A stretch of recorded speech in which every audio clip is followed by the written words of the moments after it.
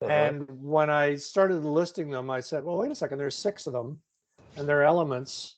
And I don't know, it just, I just felt that we needed sort of a catchphrase, Yeah. you know, and that would seep into people's heads. You know, I play with words. I'm a writer, so I play with words all the time. Richard, are you also a photographer, or is that Hell Terse? No, I'm not a photographer. I mean, I use my phone to take pictures like everybody else, but Yeah. no. Have you Is written it? Halter's is he a photographer? He is. Oh, I think that's his major hobby. uh, I think he makes a little on the side at it, but he seems pretty. he was a teacher at one time, wasn't he? I think so. Yeah. Yeah, yeah. Uh, Richard, have you met everybody on the call so far? Peter? Uh, haven't met Peter officially. Hello, Peter. Good morning.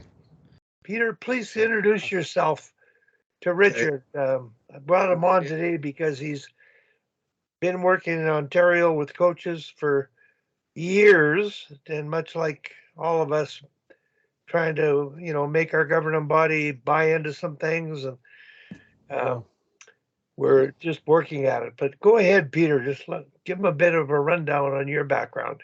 Okay. Well, I've coached from youth hockey, which is peewees and younger, to town hockey, to AAA hockey, girls high school hockey, boys midgets, boys Division I prep school, ACHA club hockey. Just retired from coaching Division II NCAA hockey. I worked with USA Hockey with their education program in the past for quite a bit. A lot of the evaluation clinics and things like that, as well as coaching education. Worked for an NHL player agent for a few years. Also did some scouting in the USHL. So, in other words, not much on the resume. Not much today. No. Oh, Richard, I want to thank you for sending out your PDF of your presentation. I've, obviously I could see the Sharks elements in there, reference to Tom and reference to FIO, and I'd like to think we're keeping up to date. I did get an email from Daryl Belfry, and he questioned, "Are we evolving the game?" And so I sent a reply to him. Because what he does, I believe Richard and Tom could attest to this. Today's NHL coaches and pro coaches and college coaches, I think they get this. And so when you're doing your presentations, who have you written that for? What's your target audience? Minor hockey coaches. Just minor hockey. That's what I thought. So, I mean, the content, let alone the approach, would change if I were dealing with junior hockey coaches. I'd love to do that because I've spent a lot of time in junior, but their needs are entirely different. They inherit players with a certain skill base and knowledge that is developed only to a certain point. They want them to fit into the culture, I guess you could say, the playing culture and the style that they want for a particular team. They only have 1, 2, or 3 years to do it. And they're older, they're 17, 20 years old, 21 in some cases, in some leagues. So the approach is very different, but the constraints, and I use the constraints differently than the constraints-led approach. The constraints in junior are very different, or rather are somewhat similar to minor hockey. The vast majority of teams have 2 practices a week. Some may have 3. So what are they doing in those practices to make their teams better? But right now it's geared for minor hockey coaches. Okay. And I'm pretty sure the answer would be the same. When I watch minor hockey practices, and this would be at a AAA Bantam and midget level, I see coaches copying drills and not accomplishing the purpose of the drill because there's elements in it that require breaking it down and repeating smaller parts to get better at it. So when you did this presentation recently and may do it again with a group of coaches, is it in Oshawa? Yeah. Yeah. And I noticed you had people with 1 to 3 years experience and some with 15 or more years experience. Yeah. So that's one of the things on this topic. I just, to me, there's an absolute need at every level of minor hockey, but some associations, they don't think of their AA and triple programs as minor hockey. So they don't see the value of that. Everybody sort of mimics or copies the older players and what they do on TV, and everybody's a drill hunter, a drill collector. Yeah. So when you did the presentation and I saw the evaluation by them, those are pretty impressive scores because I know in minor hockey they send out a girls hockey Calgary sent out a parent evaluation, and there's you can tell who the disgruntled parent is, but there's really nothing to be gained from that kind of feedback. But yours, I thought, boy, you got through to them. And I wonder if you could talk a bit about the audience you're presenting to and how you had to adapt to it and what you couldn't do that you might have liked to do that would have been suitable. Because one of these things is time, reading your group. Every coaching clinic we do here, it's not just one group of coaches coaching the same team at the same level. So can you talk a bit to that relative to your topic? Sure. There's a lot to unpack there because, those of us who have done presentations in coaching clinics, since Howie Moran's first started skating, we are, if you're talking about a certification clinic, you're presented with a curriculum and the PowerPoint slides. Then we have to go through the slides and show the videos all within a very tight time constraint. And initially, we who were, I've been doing this with Hockey Canada for, pretty much 40 years. We were instructors. Then they changed the name to facilitators. And in my view, a facilitator is somebody who goes into a group, like talking in this group here with the Sharks. Any discussion we have, we are facilitating conversation because we all come from a very extensive coaching background at various levels.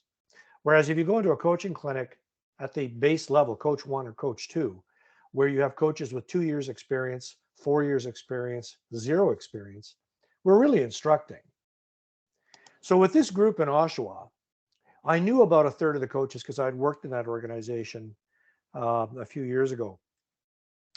So one of the problems was we didn't get the word out until a week before.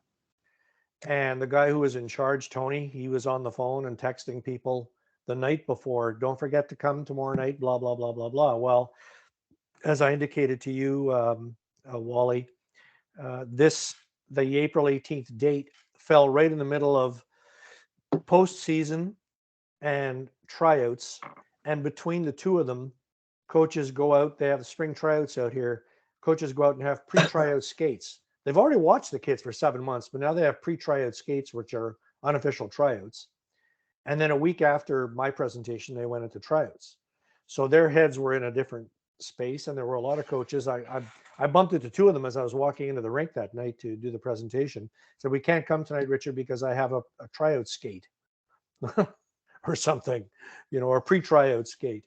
So there probably would have been more, but I knew the audience. Minor hockey audiences are, certainly in this country, pretty much the same. You've got everything from soup to nuts, which is not to say the coaches are nuts, but in terms of experience, in terms of the levels of play.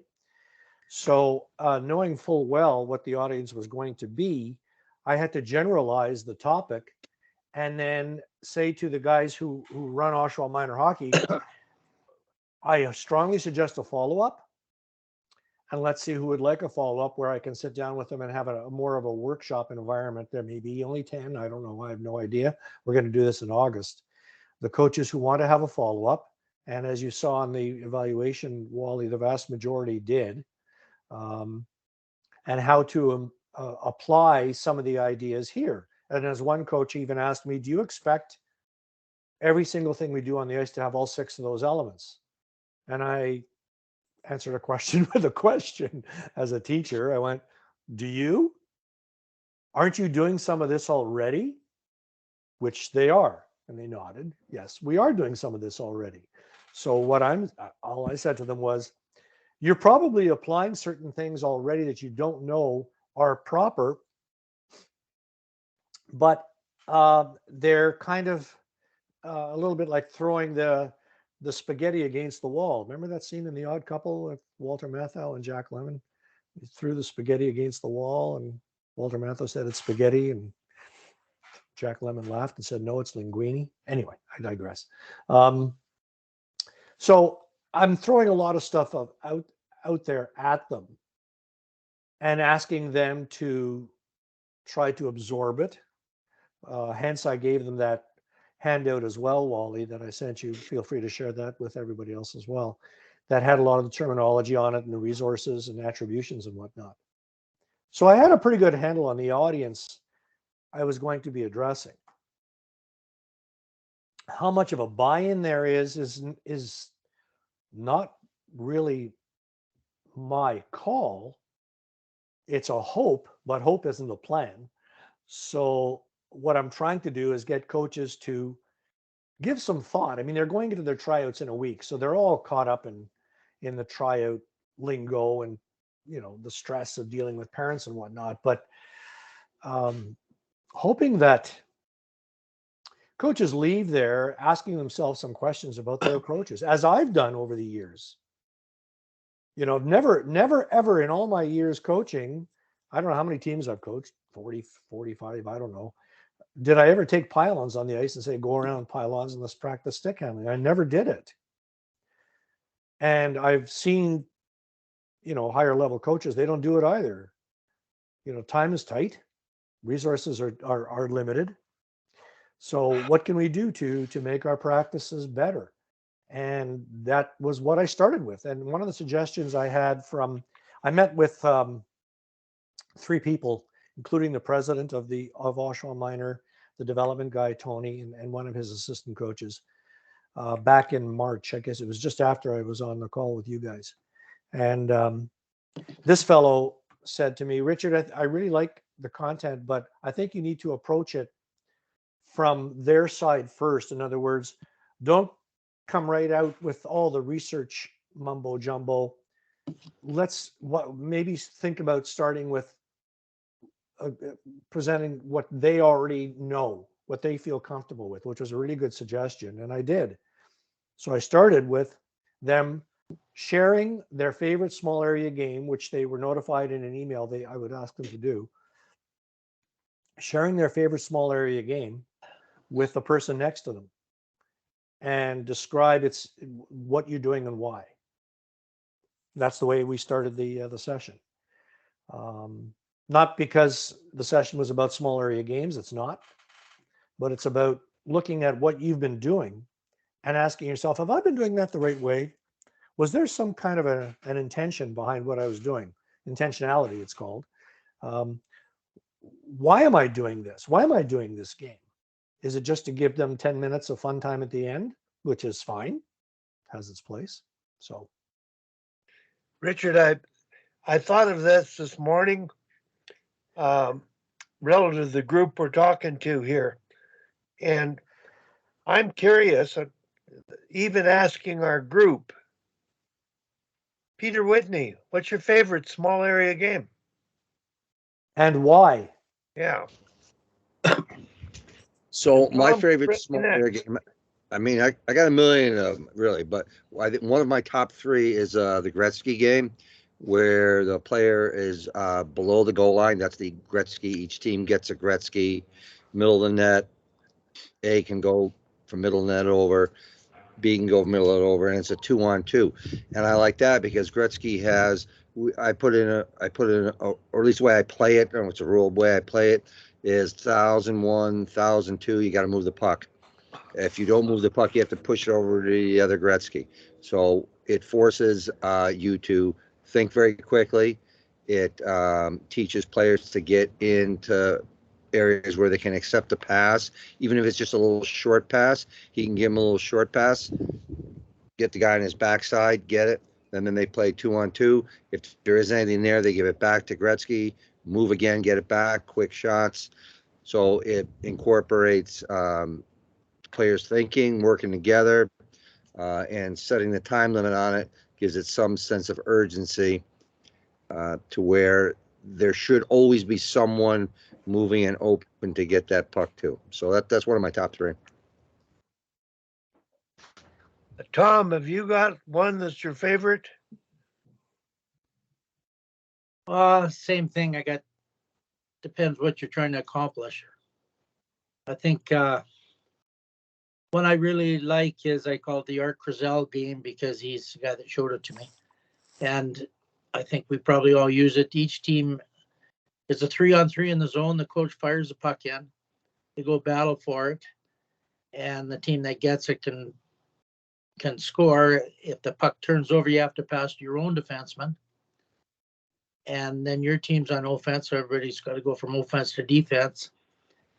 And then you can have different rules. You can have rules like the point man has to shoot if you want to work on, going to the net, screening, boxing out, etc. Rules like the same thing, a 2-second game, or goals have to originate behind the goal line. So yeah, it's a game I use every season. So it's one of my favorites.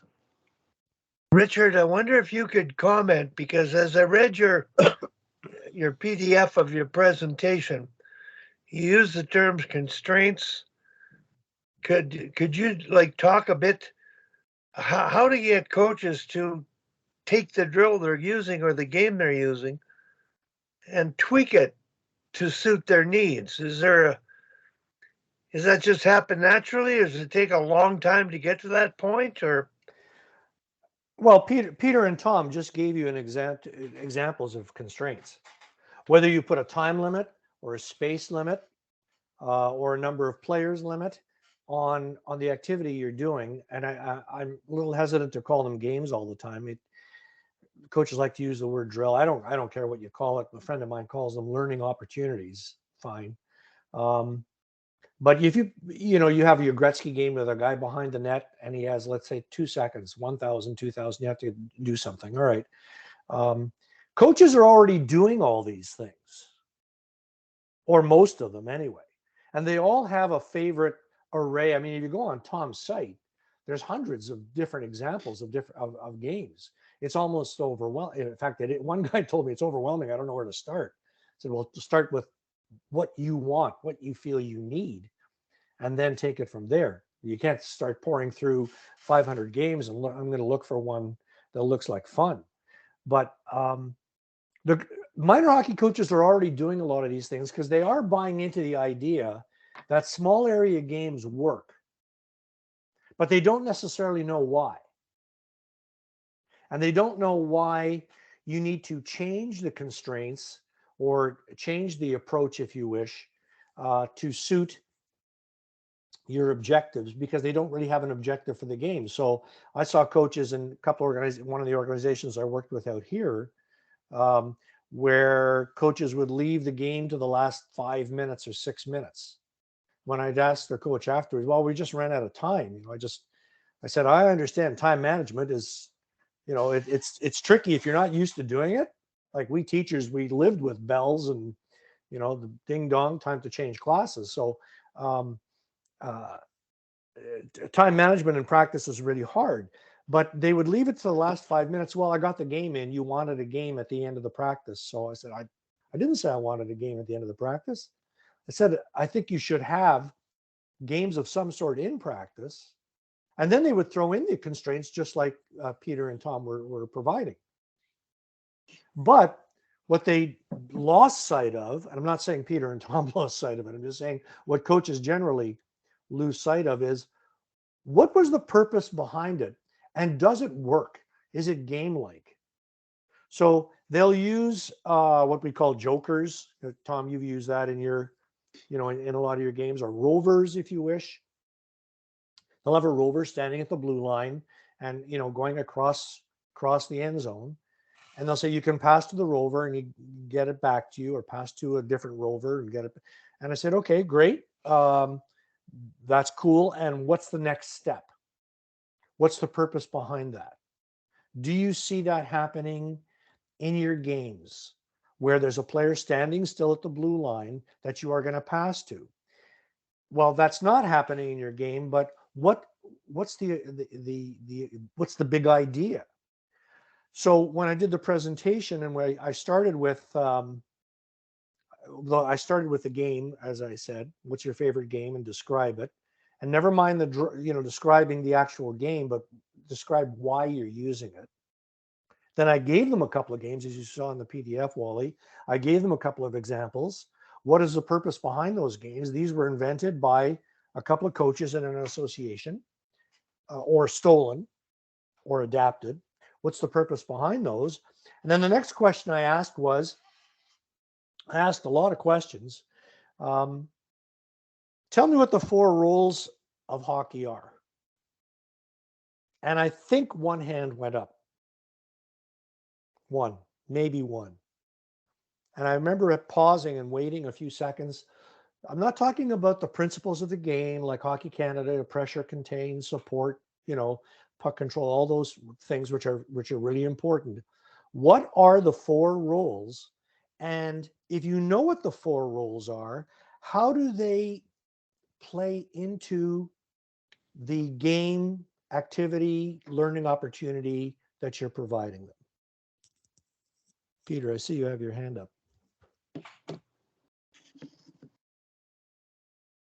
Peter. That's better. Yes. Yeah, I agree with you. The point you were making earlier about, Richard, about the communication piece, because the why of hockey used to be, I'm the coach, I said so. That's why. That used to be the why of hockey. Players have evolved over the years where back in the day, run through a brick wall for me. Got it, coach, I'll do it. Now it's, well, how come? So the important part of for any coach, right, and I'm sure that's what you teach and espouse, is you have to let your players know the reason that they're doing whatever they're doing. Like when I was explaining the drills to you, that Gretzky game, when I was explaining that Gretzky game, which actually I call those sacks, which are small area competitions, because years ago when we started doing this, me and an assistant coach in prep school, the head coach hated the idea of small games because he said it sounds like it's too much fun. So we said, okay, well, we came up with, how about small area competitions? He said, well, I can live with that. So we call them stack drills instead of small area games. But if the players know the reasoning, time and space, you're getting into body position, they know the reasons why, they're much more likely to want to do it at any level and then improve because they know why they're doing what they're doing. And I think that's potentially one thing that's missing. And maybe you found that because you worked deeper with the youth hockey coaches than I have in recent years, that that's a piece that they seem to be lacking is the why of it, just because they don't think about that. They know the why of it. So it's almost as if they assume that the players will know the why of it too, instead of getting that deeper explanation. Peter, before I go to Tom, I thought he put his hand up, but I want to welcome Sammy Joe. And related to what you said, Sammy, are you with us or? Well, when she does get, okay, there she I is. am here. Okay, Sammy, I am here, just not on video. I want to share this. When I first coached the women at the Oval, I learned a valuable lesson. I was telling them what to do and running the deliberate drills all the time.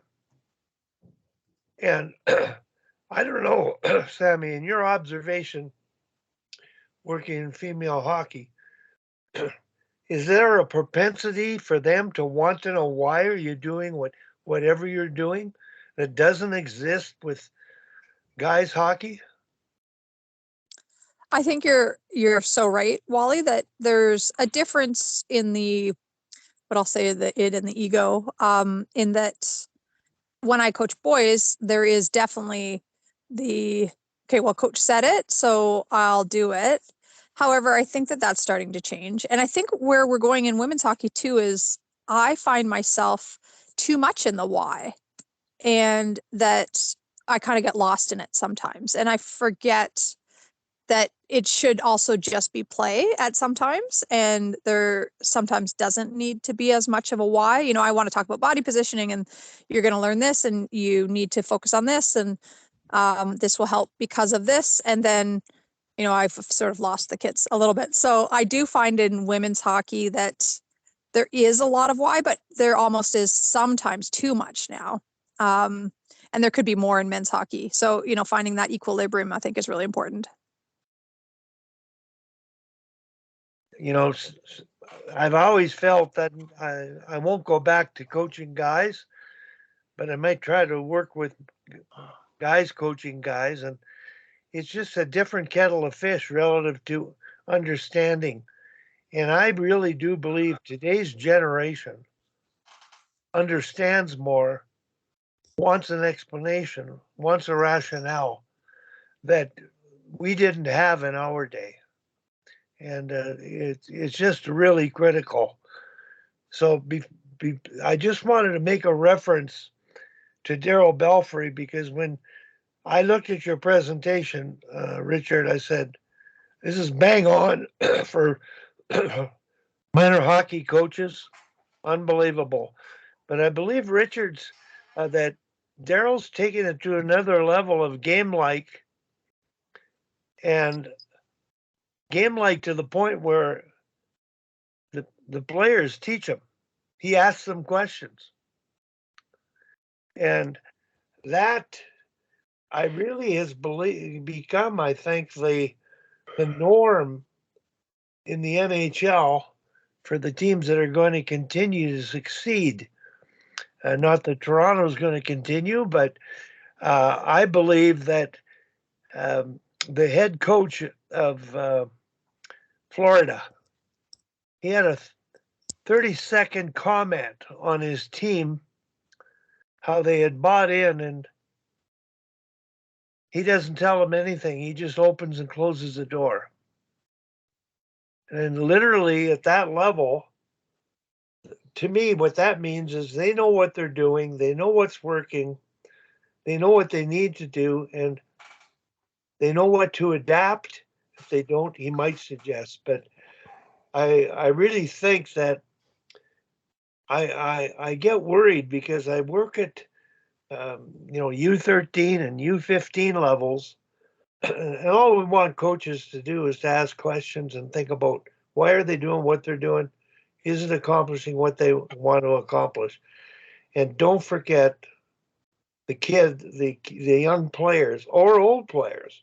I wouldn't dare tell a professional player what to do without asking him a question. So that's sort of how I've evolved as a coach. I'd be frightened to coach in the NHL today. So, Tom, did you have any questions or is there anything to add?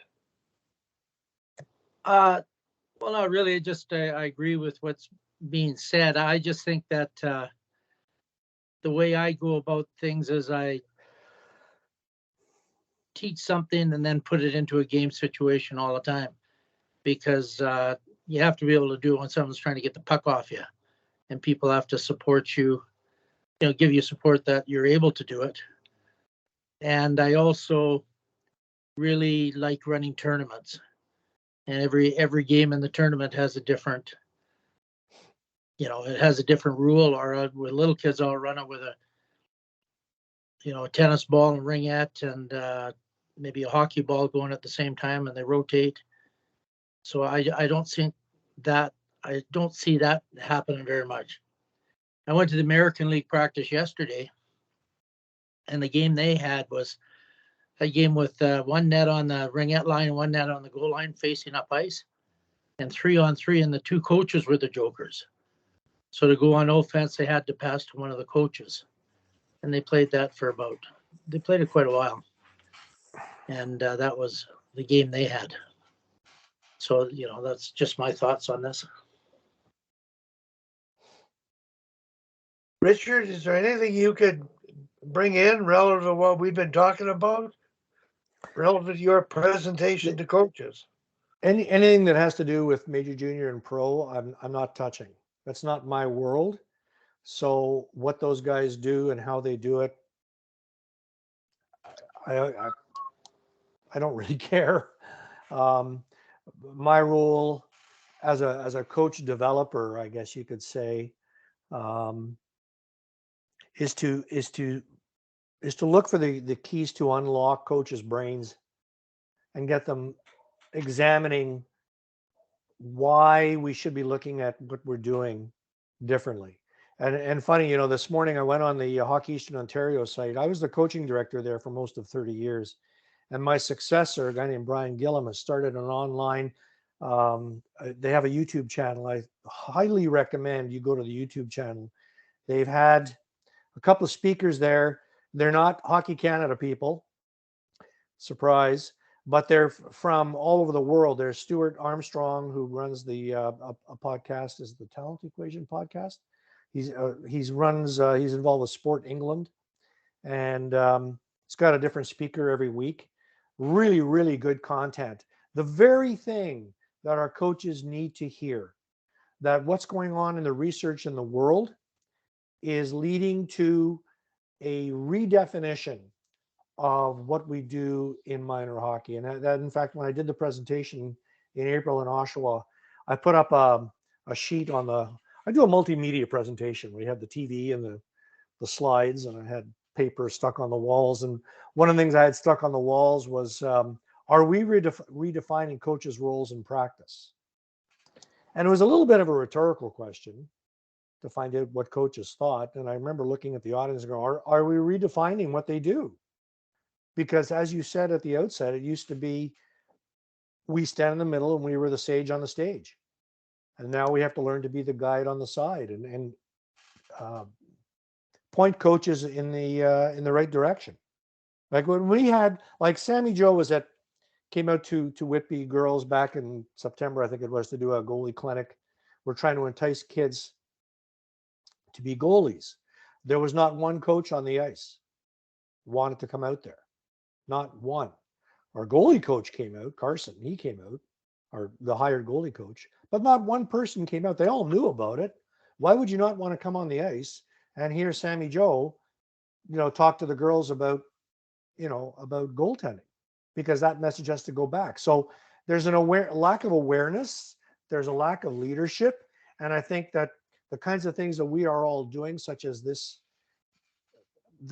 talk, the Sharks program, and others of its ilk across the country, or my podcast, shameless promotion there.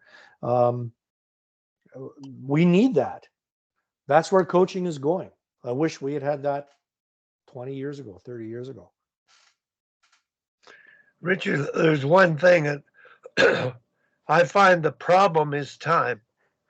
We seem to have more than others, but I don't think I'm, doing a day job, 9 to 6 kind of thing.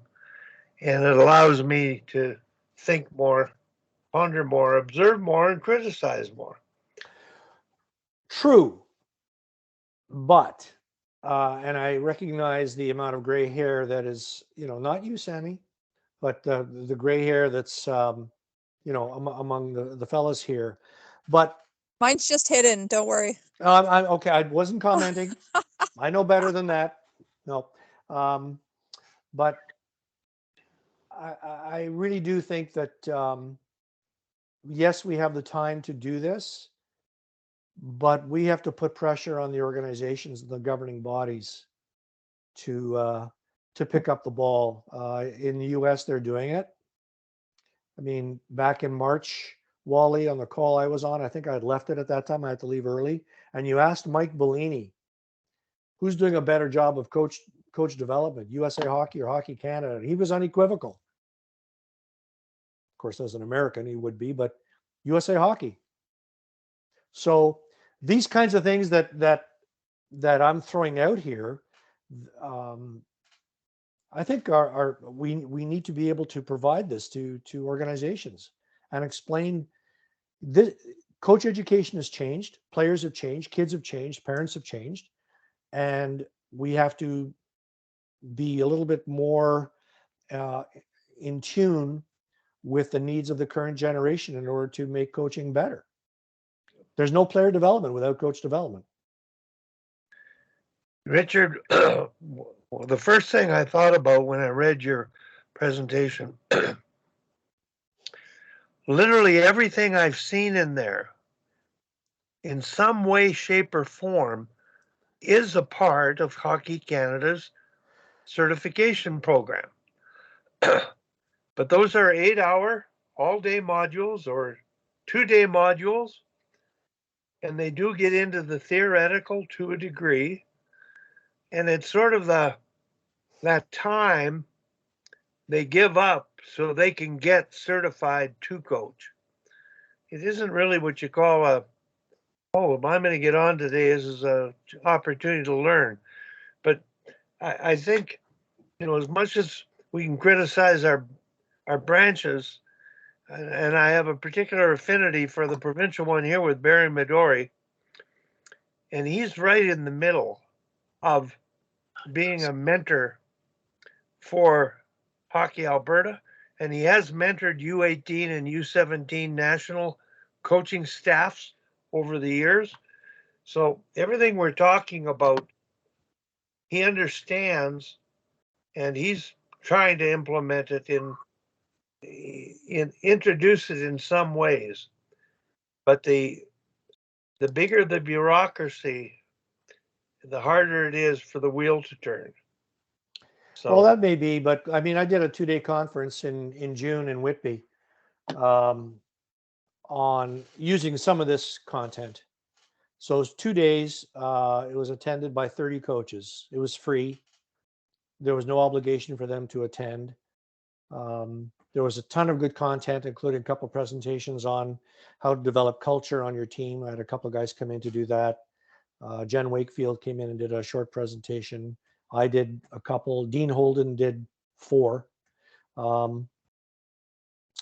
I contacted the OWHA to get PD points for the 30 coaches who attended. I didn't get a response. Not even a response. Now, I didn't tell the coaches they weren't going to get PD points. I don't know if that was an attraction for them. Nobody asked, but that's the kind of thing I'm talking about. So, all this stuff that we throw around with, looking at the research and what people are doing in other sports and other areas of the world, I don't think there's anything wrong with being a thief, except for maybe banks and, convenience stores and stuff like that. But Sammy, is there a barrier, a developmental barrier between women and men in hockey? Coaches, administrators, leaders, that is it, or is this just part of the history and evolution of the game? Well, good question, Wally. I mean, I can talk from both coaching U9s, my 7-year-olds, and also trying to find this with the Toronto Six. So as you know, we have Geraldine Heaney as our head coach. And so in our budget this year, we put in a line item for professional development. So then I was looking around to see what is kind of available.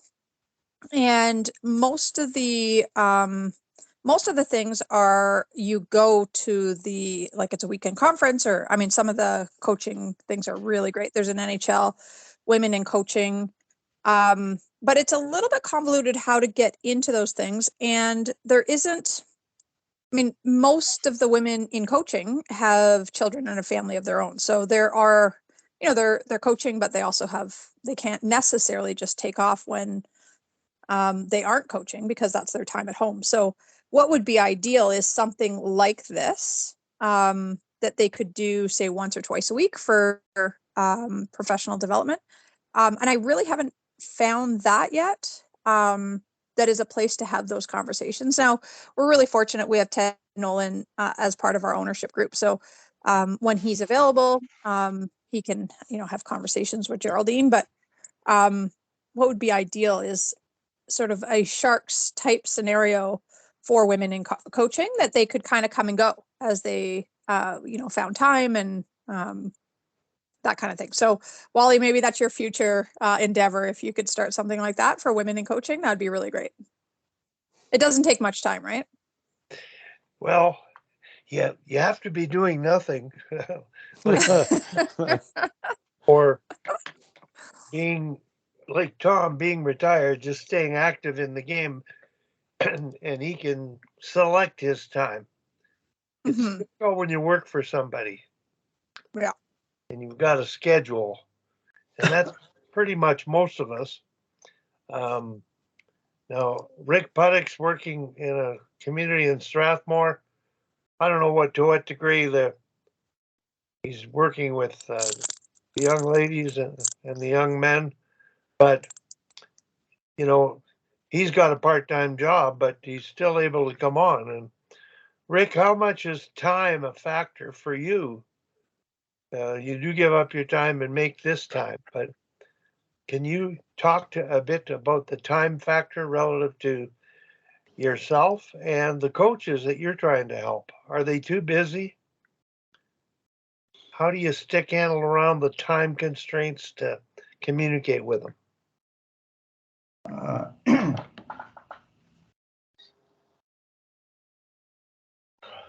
I guess first and foremost, it does take time. If you don't put the time in, you're not doing justice to what you're trying to accomplish, nor to yourself, nor to the groups, the players, the coaches that you're working with.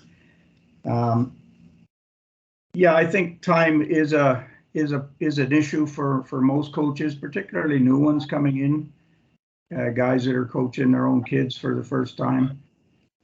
They've played the game. They think they know the game. They think it's a matter of running a few exercises and drawing up line combinations, and away you go. I'm just trying to look up. I got a call yesterday from one of the fellows I was mentoring, and I'll just read it here.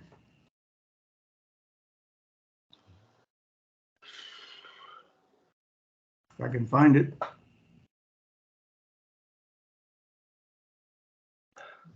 He says he was doing a lot of online course on practice preparation. It was pretty good. And I asked him what courses he was taking, and he texted back that I just sat with my little brother for his coaching summer courses. And he says, I've been sneaking in on all his stuff so far. And then here's the catch. Crazy how much work goes on into being a coach. He's just finally realizing that. And this is a fellow that has been doing this for a number of years. I first encountered him when his son was 6. His son is 16 now. And he has not been coaching full time, but he's always been one of those that has lots of things to offer. I know this, I did that, blah, blah, blah, blah, blah. And now he's finally getting into it in a deeper sense. And he's realizing how much work goes on in being a real coach. I know I look back on mine. I had my own business, so I had time management under my control. I wasn't answering to an employer. I was answering to several hundred customers, but I could juggle that a lot better than I could a single entity that I had to respond to. And I look back now and I still can't figure out how I did all of what I did. And, my own pat on the back, I guess, but at this stage where I am now, when I go out to help the coach, I probably put in 4 or 5 hours of mental plus physical preparation to make sure I'm on top of my game when I get there. I doubt very much he's put in even a fraction of that. And it's just what I've learned it takes to do the job properly to my satisfaction. I don't know if that helps or not at all, but Yeah. Well, Richard, the time, like, I can't believe that we still can do what we do, and we have more time to do it than we ever had. And Sammy, when it comes to time, how do you do it? Like, you're wearing so many hats as a mother, as a coach, as a partner in a relationship, managing a hockey team, and carrying on your business entity. But how do you balance all these facts? And I'm really thankful any time you're able to join us, because you probably have the least time of any of us here. So can you talk a bit about how you juggle time? Well, I think all of you have been through the exact same things that I am going through. But I think it takes a really great partner, first off, and I think a woman in sport, in the workforce at any time, takes a really great partner. I was very fortunate this year taking on the role as president. It came at the same time as Billy not playing for a year. So that made a huge difference because he could stay at home. We also live in a city where neither one of our parents live in the city. So that makes childcare kind of difficult. Means that my daughter had to come to the rink more often than she probably would have wanted to. But fitting in coaching and everything, I mean, I think, like you guys all know, you just kind of do it. I'm a scheduler, and you put every effort to make sure that everything fits in there. And that's why every week I put the Sharks call. I block it out on my calendar, and nobody else can book in appointments at that time. So, or meetings. But I think the biggest thing for me to be cognizant of, and this year was certainly way busier, having a full-time job as a professional speaker, and then throwing on top of it the role of the president, it was really being conscious to be present wherever I was. And the biggest thing for that for me was to be present with our daughter when she would be home from school or with us, and not thinking about the next thing. It's really easy to kind of get into that mode of, oh, I have to do this or I have to do that, but really being present with her. And then when I was on the ice with her team, or with various different sports, or at the playground, I mean, her favorite thing is the playground, was to really be conscious to be there with them and not thinking about that next thing, which is not always easy. But yeah, Wally, as you know, I'm sure traveling the world and being an elite coach and raising children, it becomes a lot. But like King McCullough has said before, that it takes a really good partner in life to be able to adhere to, maybe schedules that are not their own. And I feel very fortunate that I've got to have that in Billy, and that he really understands it too, having played at the highest level himself. And I made him my accessibility coordinator for the Toronto Six this year. And so that kind of brought him into the staff. Now, he was voluntold to do that, so he's a volunteer.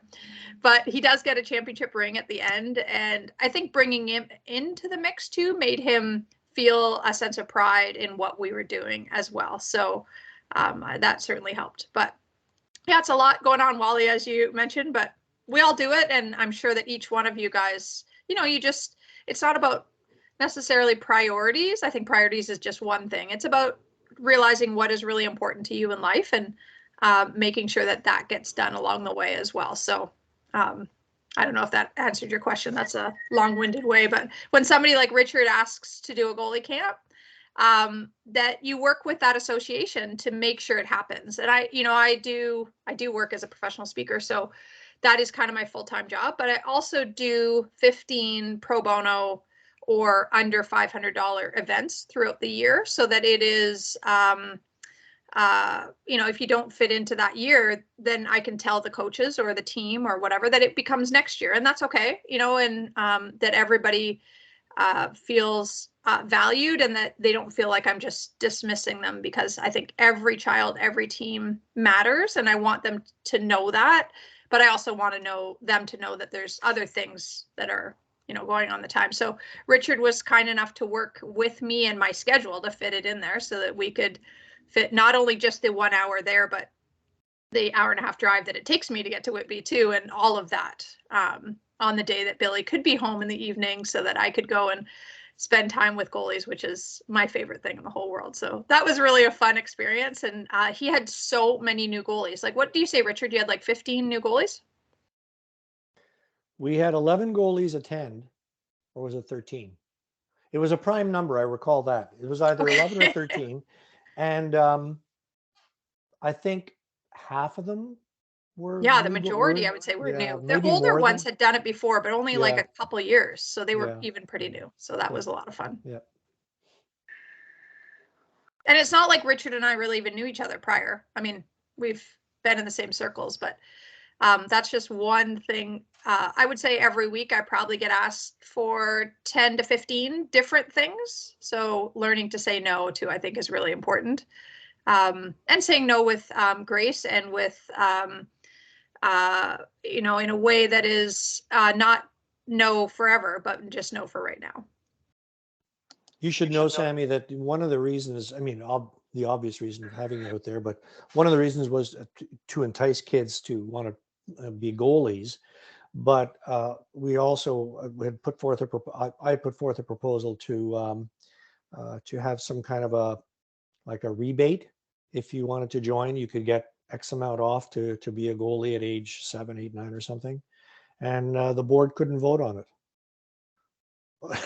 So yeah, we need goalies, but we're not going to do anything to really welcome people into it. Right. There is a struggle with goalies at the youth level because of the insistence to rotate, which I think is great. It's amazing that they all can try it, but it certainly does mean that there isn't the influx of goalies coming in, because lots are dissuaded from being full-time goalies. So I'm sure you guys are finding that. We're finding that out in the West, out this way, that there just aren't that many goalies. And then kids coming to my hockey school too, my goalie school in the summer, it's kind of the first time that they've been full-time goalies. So it's interesting. It'll be interesting to see what happens in the next 5-10 years with goalies. But if programs like what you had are not run, then there's not going to be enough goalies to go around. No. So kudos to you to run that. And I think that the goalies are really important. Richard, I got a question talking about goalies. Uh-oh. SEEP presentation and the small area games. Any extra thought to paying attention to goalies, or are they really just targets? Well, I mean, very coaching loaded question, Wally. Yeah, coaching goalies is pretty simple. Stop the puck. I didn't delve into particular positions, or including goalies, in the presentation, except to point out that, well, yeah, you have 2 goalies at this end of the rink, or you have a goalie involved in your game. And I did mention that in our games that if it's a 2-on-2 across the rink, or ringette to ringette line, or however you're doing it, how are you engaging everybody on the team? So the players on the side who are waiting their turn to jump into the play, you have an assistant coach working with them to point out or ask questions, the Socratic approach. Well, when the play went up those boards, what were you looking at? But how do you involve the goalies in those games? Does the goalie initiate the breakouts at any time? Once the puck is frozen by the goaltender, what is the goaltender allowed to do? So I remember throwing that question out there, but they were thrown out more as rhetorical questions for the coaches to ponder, because the ability to play with a puck today for a goaltender is absolutely essential. 15 years ago, it wasn't such a big thing. but now they can all handle the puck. I mean, they're all trying to score goals, you know? So getting the kids involved in that, trying to point out to the coaches, so you've got a goalie there. What's the goalie doing? The puck misses the net. What happens next?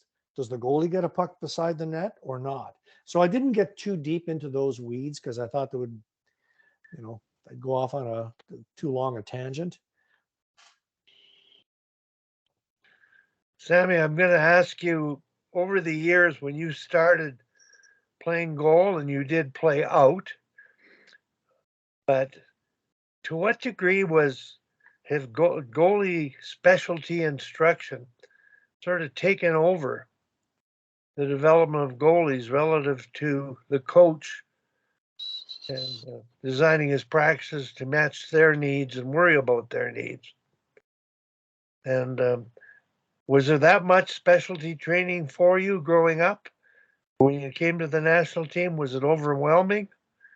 Was it too much? But because I know they do have a full-time goalie coach now, and they seem to be unbelievable technically. So any comments, Sammy, historically on goalie coach evolution versus coaching goalie evolution? For sure. So I think Peter had his hand up, but is yours to do with goalies too, Peter? It is. It is. I just wanted to bring up a quick point, especially when working with the younger goaltenders, right? Always trying to get them involved. One of the things that I did, which honestly I did with my college team too, was the goaltender's opinion, if you will, making it, especially the younger levels, making them understand that, listen, you're kind of like the quarterback in American football. You see everything. So I want to be able to talk to you between periods and you tell me what you saw, what you see, because you see it from that unique perspective. And even all the way up to, like I say, to when I was coaching the NCAA, one of my first questions between periods are always, I pull my goaltender aside and I say, what are you seeing? Can you share that with the boys? Can you share that with the team? Because you see the game better than anybody else. I'm on a, 25-foot long bench going up and down like a typewriter. That's all I get to see from that angle. But you literally get to see everything. So making the goaltenders feel value at the youngest level on up, that they are more than just a target, that they are more than just, oh, you shouldn't let that one in, right? That they actually have some input, I think can go a long way to getting those kids involved, even when they're not touching a puck or seeing a shot. It keeps them engaged as players too, if they know you're going to be talking to them in between periods, so that their voice matters. That's a great point, Peter. And I think what I wouldn't necessarily say goalies see it better. I would say they see it so different, because it is a different angle. I think, you guys have a unique perspective too. And that's why I think a lot of goalies end up as analysts on TV, is that it is so different. So it's kind of, we're not seeing what everybody else is seeing. My husband, who's just a pure goal scorer, will watch the same play. And for me, it'll be like, I'll just simply be watching the goalie moving and making a great save, and he'll have seen the play develop and things happen. So you're just watching it from totally different angles. So Peter, I think that's really great that the goalies are engaged in that way. And I love what you said, that just simply to make them feel valued. I think that that's so important. So Wally, back to your point of the evolution of goalie coaching. My first exposure really to goalies was watching Hockey Night in Canada. So I would mimic them. I would actually sit and watch and draw all the goalies and the moves they made, because I was very artistic. And so I love that side of it. And then the first book that was available at my library was Vladislav Tretiak's book. And he had The Art of Goaltending. And it talked about his style, but also his off-ice training. And so that was really my Bible. I loved that. That was the only thing I really saw. And so I just kind of followed that. I had one coach when I was 11 years old who printed out sheets from a Ken Dryden book for me to read. So that was really exciting, just to see other goalies' perspectives. And then when I played boys AAA and then went away to college, I did play in the ACHA, but by no means do people go to California to play hockey. So we had a really great coach down there, and Ernie Ferrari at Stanford, who, I think he led us to the third place in the ACHA. But there was, his idea of goalie coaching was having me watch Miracle over and over. So that when I joined the national team in 97 was the tryouts when Wally had me come out. I had never seen goalie coaching, and my very first practice, I was a thrower at Stanford, so discus and javelin, and obviously used to lifting heavy weights, but certainly not cardio based. And the team went and did 4 laps of the oval on the track, right? So that's, probably a couple miles. And I thought that was the workout. I mean, I was gassed and exhausted, and both goalies, Menno Reom and Leslie Redden, lapped me. I was with some of the girls, but they were just so cardio based. I mean, they were so exceptionally talented when it came to that. And I thought that was the whole workout, and that was simply the warm up. And I was gassed. And we went into the weight room, and then, I could bench press a fair amount, and most of the girls were bench pressing the bar at that point. So I didn't see how I could become a goaltender at that level, because that wasn't the body type I was seeing. And really the first time that I learned, I would say that I played that 98 year with Wally. We didn't have goalie coaching in 98.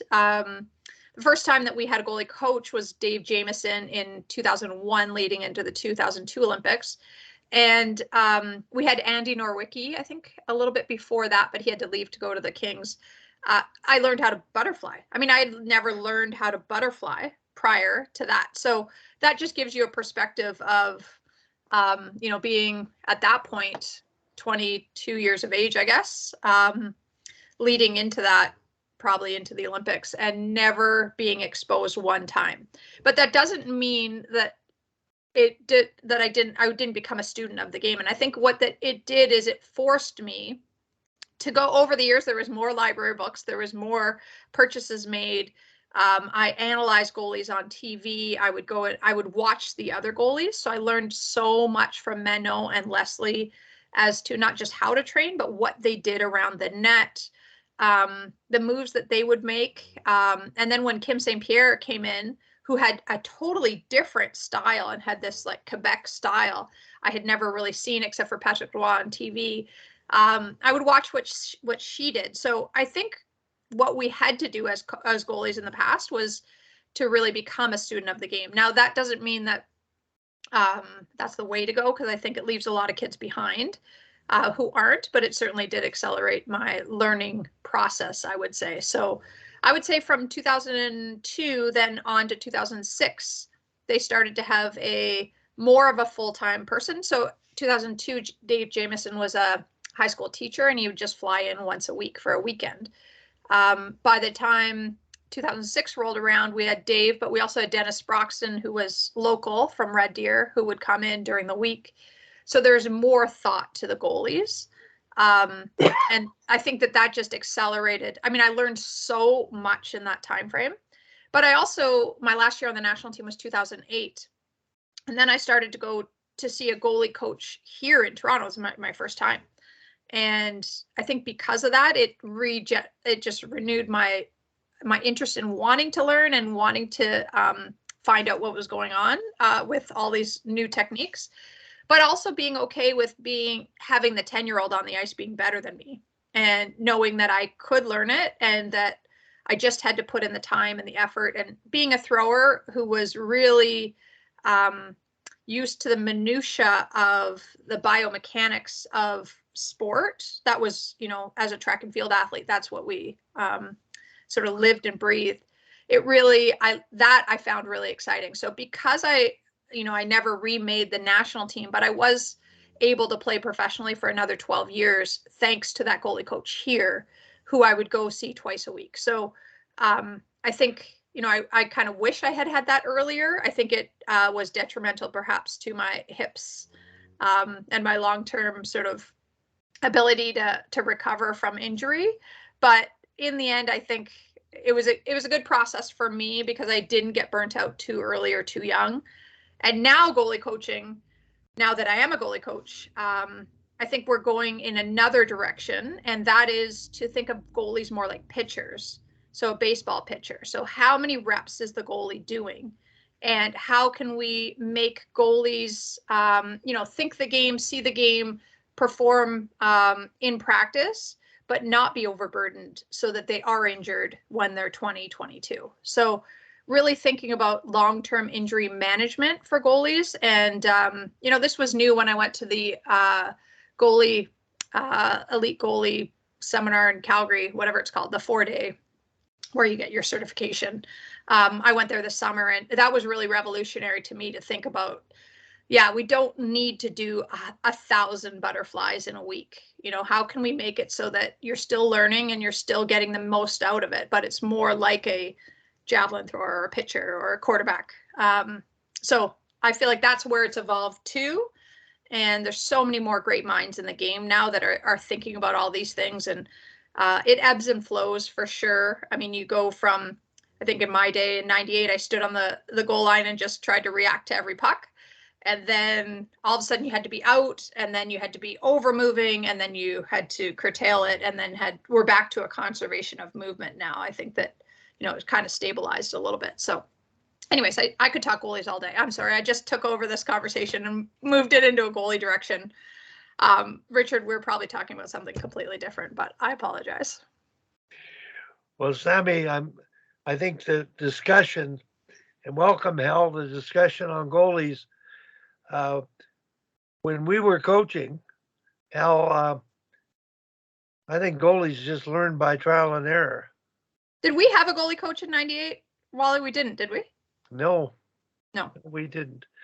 As Sammy, I wanted you were my goalie coach. I feel like you taught us a lot of techniques that I used for 20 years after that. Well, I used to run a hockey school, and I picked up 12 stations created by Seth Martin, a hero in Europe, goaltender for the Trail Smoke Eaters. And I used those stations at hockey school. I didn't bring out a goalie instructor, but I did teach the person at each station the proper teaching points of the elements of those stations. And it was at that time, Sammy, that I got the call from Kathy Berg to see if you could skate with the pros.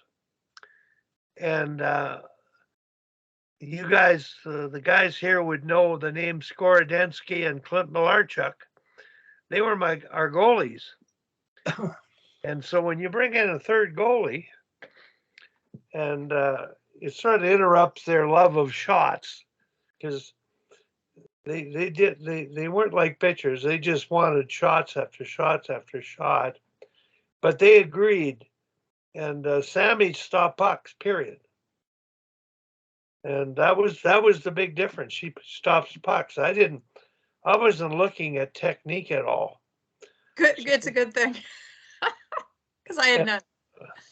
But she battled, and to the point where she was as good in that particular evening, better than both of them, and they said so.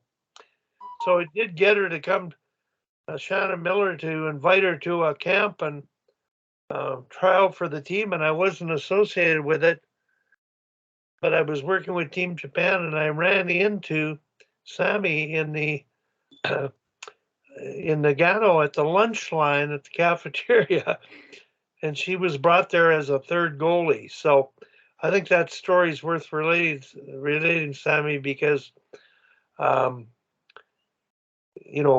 watching the goalies in the NHL today. They're so technical, and it's more a sports psychology position and how they manage their emotions to be at their best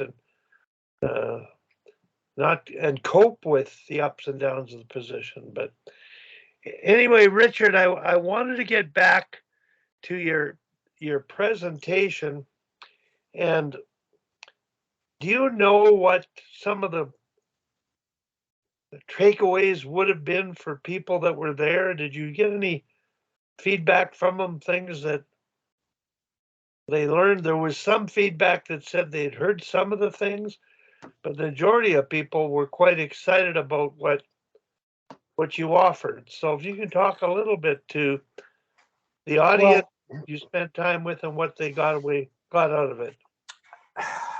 you'd have to interview 27 coaches to find out what they got out of it. But I mean, there were a lot of coaches came up to me during the break. There were probably 3 or 4 came during the break, which the break was supposed to be 3 or 4 minutes, turned out to be a lot longer because of the questions. And at the end too, asking about it. One fellow who I've known for a few years because his kid is now U12, I think, AAA. This kid is a tremendous player, but I didn't know he was a fitness instructor and does CrossFit training. He was the one that, but when you look at the evaluations there, Wally, he's the one that wrote a whole thing about fitness, the fitness component as one of the 6 elements in SEEP. The feedback, I contacted the Oshawa president and the development guy, Tony, sometime after to find out what they had heard, and they had heard nothing but positive things, and the coaches really wanted to have a follow-up in August to figure out how to use this, how to incorporate these elements into their practices better. So like I said earlier, the timing was awkward because it was during the pre-tryout skate period, and everybody's minds were on how do I get on the ice with my kids and do the pre-tryout tryout type of thing.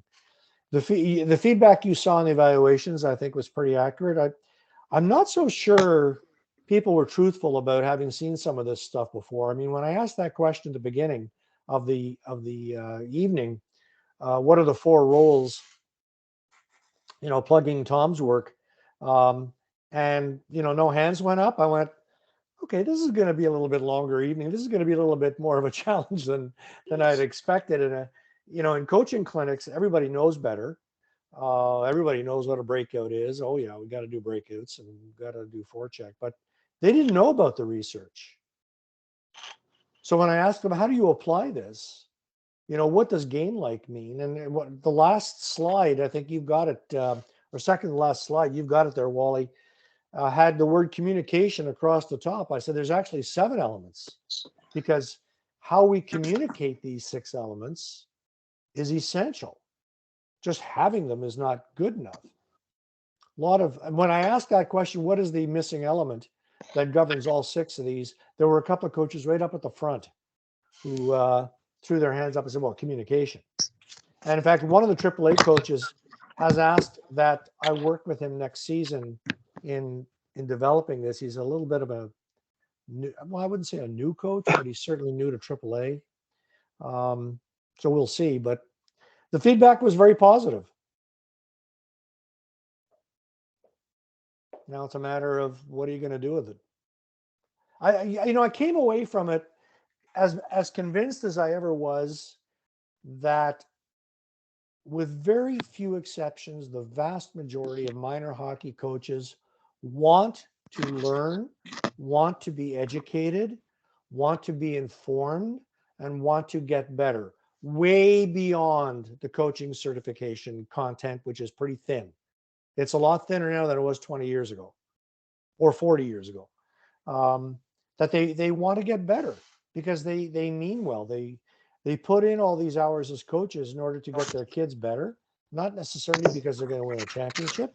I think everybody recognizes only one team does it, but because they just feel that I want to be a better coach. I want to be able to provide my kids more and educate the parents along the way. The thing that amazes me is they make the decision to take it on. And that, to me, is they're in. And can they swim or not? But they learn to tread water and they learn to, advance. But I find all of us in our position, like you, Richard, you're trying to work with coaches at the level they're at and provide some input in terms of what meets their needs and what do they need to do. And this is what frustrates me, because there's some things that are just fundamentally obvious. And tactical skating, for instance, when you play a game, the evasive tight turn is critical. But that has to be taught. And I know Hal, he talked about teaching skating, and that's one of his strengths. And that specialty ability to teach skills, I think, was more evident in our day of coach development than it is today. So that's where I tend to lean to, and I don't like saying this, just play games, No.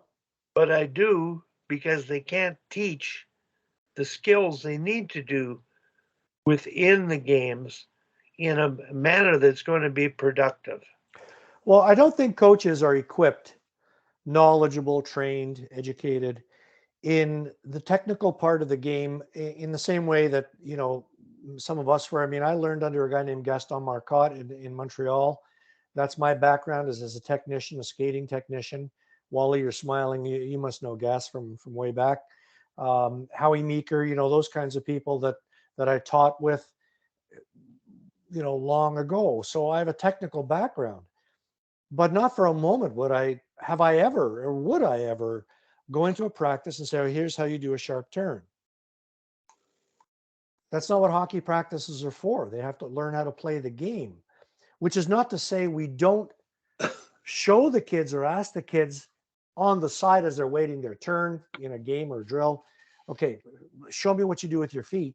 Do you think that in 10 minutes, as I asked the coaches in Oshawa, do you think that in the 10 minutes or 15 minutes or 20 minutes you're setting aside for this game that involves a lot of turning, that you're going to make the kids who can't do a tight turn to the right be better in 15 or 20 minutes? And then next week, come back to them. There's a slide on the forgetting curve. There's a great chapter in the book, Doug Lemov's book, The Coach's Guide to Teaching, which is outstanding, about the forgetting curve and how people forget what they've been shown. You know, if you have kids play tag in a practice, as one example, they all have to change direction. So one guy said to me, well, but, you know, they have to be able to change direction with different ways. I said, they'll change direction according to the needs of the moment. In the same way as in a game, you change direction, stop or turn according to the needs of the moment. We can fine tune that in another environment. But in the middle of a hockey practice, let's not confuse what we do in a hockey practice with what is done in a summer skating, summer hockey school, or a specialty development session. That's a different argument. I don't want to get into those weeds either. I'm talking about hockey practices. You have one 50-minute practice a week. How are you going to engage those kids? Like every association I've talked to in the last few years while living out here in the Whitby area, they all say their numbers are down. Girls' numbers are way down. In Whitby, the girls' numbers in House League are down 25%. COVID, I don't know, whatever the reason is. So how do you engage kids in practice to get them to really want to play the game?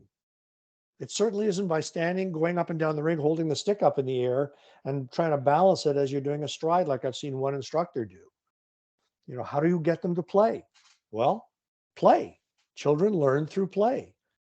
We've become way too technical, way too engaged in hold your stick this way and turn your head that way and play. Let's play. And if we stop calling them players and stop calling them kids and started calling them children, I think people would look at things a little bit differently. That's my rant. Hell, I don't know how much of it you've heard, but you've been there, done that, and they're still doing it too. Do you have anything to offer relative to what we've been talking about and whatever you've heard? Well, I don't know if it's relevant, but I'll comment. I was just typing it up in here, but with only one practice a week, I agree 100% with you, Richard. They just need to play. Where I am, you know, we practice 3 or 4 times a week. And so in my career, what I have found is that if I can improve their skating skills by 10%, that they play at a much higher level. I mean, because the game is so much skating oriented. But again, going back to what Wally said, how many coaches are even capable of doing that? And I've been accumulating a lot of videos that I get from what's his name, in Drop Off or whatever, these Russian guys, and the skating stuff they do, and the stuff from Bukac, and they're just little short clips. And I'm sort of accumulating these because I think you can use those clips to help kids say, wow, look at that. You know, let's get out on the ice and try this. I saw a really cool drill the other day, which is heavily skating, but it's a puck protection sort of keep away game. And my opinion from a few years of coaching, like 50, is that if the kids don't get the right skating skills, they don't learn to use their outside edges, because nobody's really talked to them about it very much. It severely limits their options to play a puck possession game, because they can't, they can't do reverse turns confidently without slowing so far down that they get caught. So I was talking to a group the other day and saying, if you can improve your team's ability to skate by just focusing on it. Now, for us, if we skate 4 days a week in practice, just 10, 15 minutes, maybe every other day, and just kind of keep going back and going back and going back to it. Doesn't take very long for their whole skating ability to come up. Now they can play better. My opinion is, if you don't skate very well, you're not balanced. If you're not balanced, you can't stick handle very well. If you're not in good balance, you can't shoot the puck worth a darn. You're just using your wrists and your arms. So it all comes back to skating well and good hockey position. And, for youth coaches, I mean, I've got all these videos I did, and I ran into a guy last week, because I'm the skills director for the Deaf and Hard of Hearing program, sponsored by the Minnesota Wild. And a coach came out and we introduced each other, and he goes, "Oh yeah, I've watched all your videos about 20 times." and he says, 100% true. So, but if you have limited ice time, I would just let them play too. I mean, it's just because, now Wally and, being on this call, I was talking recently about the format of soft skills, hard skills, game skills. And the soft skills is the beginning of practice. We scrimmage, cross ice, whatever that looks like, because that's why the kids come to practice. They want to play hockey. And so you let them play hockey on clean ice, not as a reward for working hard with the other segments, but, let's do this first and let's wear them out a little bit. It's like, I'll talk too long here, but I used to ride performance quarter horses. And before you go into the show ring, you ride that horse around for about 20 minutes, just, in a warm-up ring, to take them down just a notch, just to get them loosened up, to get them focused. The kids want to play hockey. I get it. And numbers are, even where we are is a problem. So anyways, I'll stop now, but thanks for asking, Wally. I'm not suggesting that we just throw them out on the ice and just, do playtime. Yep. Like, you're talking about, I agree with you about the skating is absolutely essential. That's what makes the sport, unique. Yeah. Every other team sport is played on their feet, except for water polo. Yeah. And just getting the horses to learn how to swim in that is really, really challenging. So that was a joke, by the way. Okay, never mind. So every other sport is played on their feet. With hockey, of course, you have to be able to skate. So if you look at, I'll take one example of angling drills activities. Any angling drill that involves a corner of the rink where you have to turn involves using the edges. So the kids have to try it, but they can't try it twice. They have to try it 15 times. So, well, you know, like as I said to the coaches in that session in April in Oshawa, I'm not saying that a practice plan should have 6 stations of 10 minutes each station or 5 minutes each station. What I'm suggesting is that you think about, if you want to teach angling and you feel that angling and breaking the puck carrier's stride and stick checking and all those other things are a necessary tool for your children to have, then they have to be able to turn. How do you get them to turn when they're angling? How are you going to create the affordances or the constraints in the activity to force them to turn without actually knowing how to teach turning yourself? Because coaches are not equipped to do that. You are, Hal. I am. You know, some of us on this call could do it, but I'm not going to do it in the middle of practice. And our coaches do not have 4 practices a week.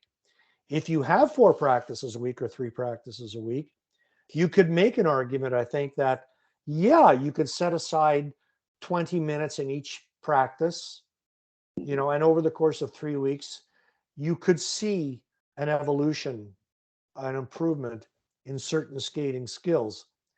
But the key is the application, the game-like application, to get the kids to understand that, if I want to take a player out in the corner of the rink, I am going to have to angle that player. I have to be able to be on the outside edge of my front skate, et cetera, et cetera.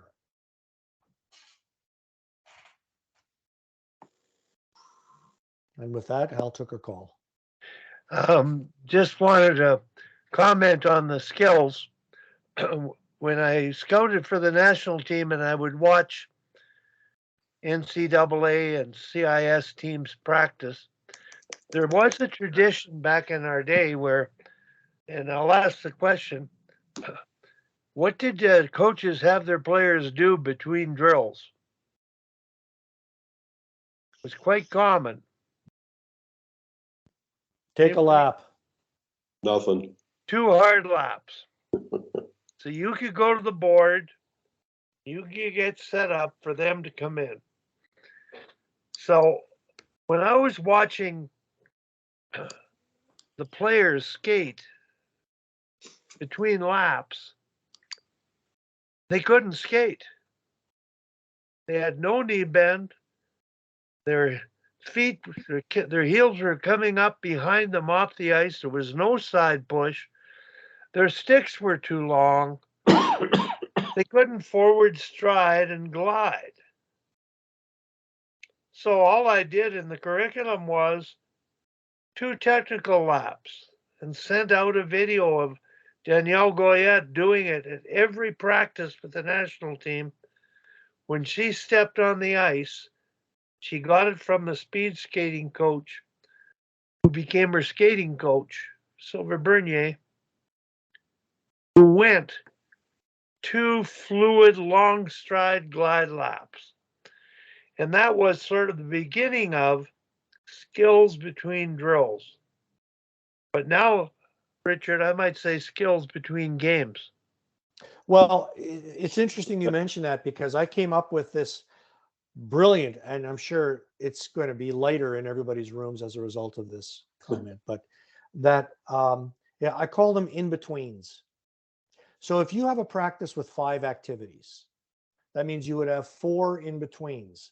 And instead of just taking a lap, in the girls program in Whitby, where I was for a couple of years, I told the coach, I didn't tell them very much, but I did tell them this: your girls cannot turn to the right. They cannot turn clockwise. For those of you who understand what a clock looks like, they could not turn to the right. So when you have them go around the rink, have them go always to the right to try to correct that problem. But the in-betweens, and I wrote these out, and if anybody wants them, I can send them to you. But I gave a whole list of in-betweens you can do individually, in pairs, in groups of 3, groups of 5, where you could do any number of skills for, let's say, 30 seconds. So go around the face-off dots, the outside face-off dots in the rink, and I want you to run on your skates 1 to 2 strides on each side with a puck as you go. As one example, there's an unlimited number of things you could do. Carry the puck, pull it back to your skates, kick it back up. You're doing 2 laps of that while I'm setting up the next thing or talking to the coach. In other words, it would be different every time, or every practice, I should say, but it would be related to the skills that the kids need. So I said that, therefore, we're providing them a little bit of skills instruction. It's only for 2 minutes in a practice, 4 times 30 seconds, doing 2 laps for a bunch of kids, but it's not wasted time. The take a lap thing, that's 50 years ago. That's from coaches who are in a different era.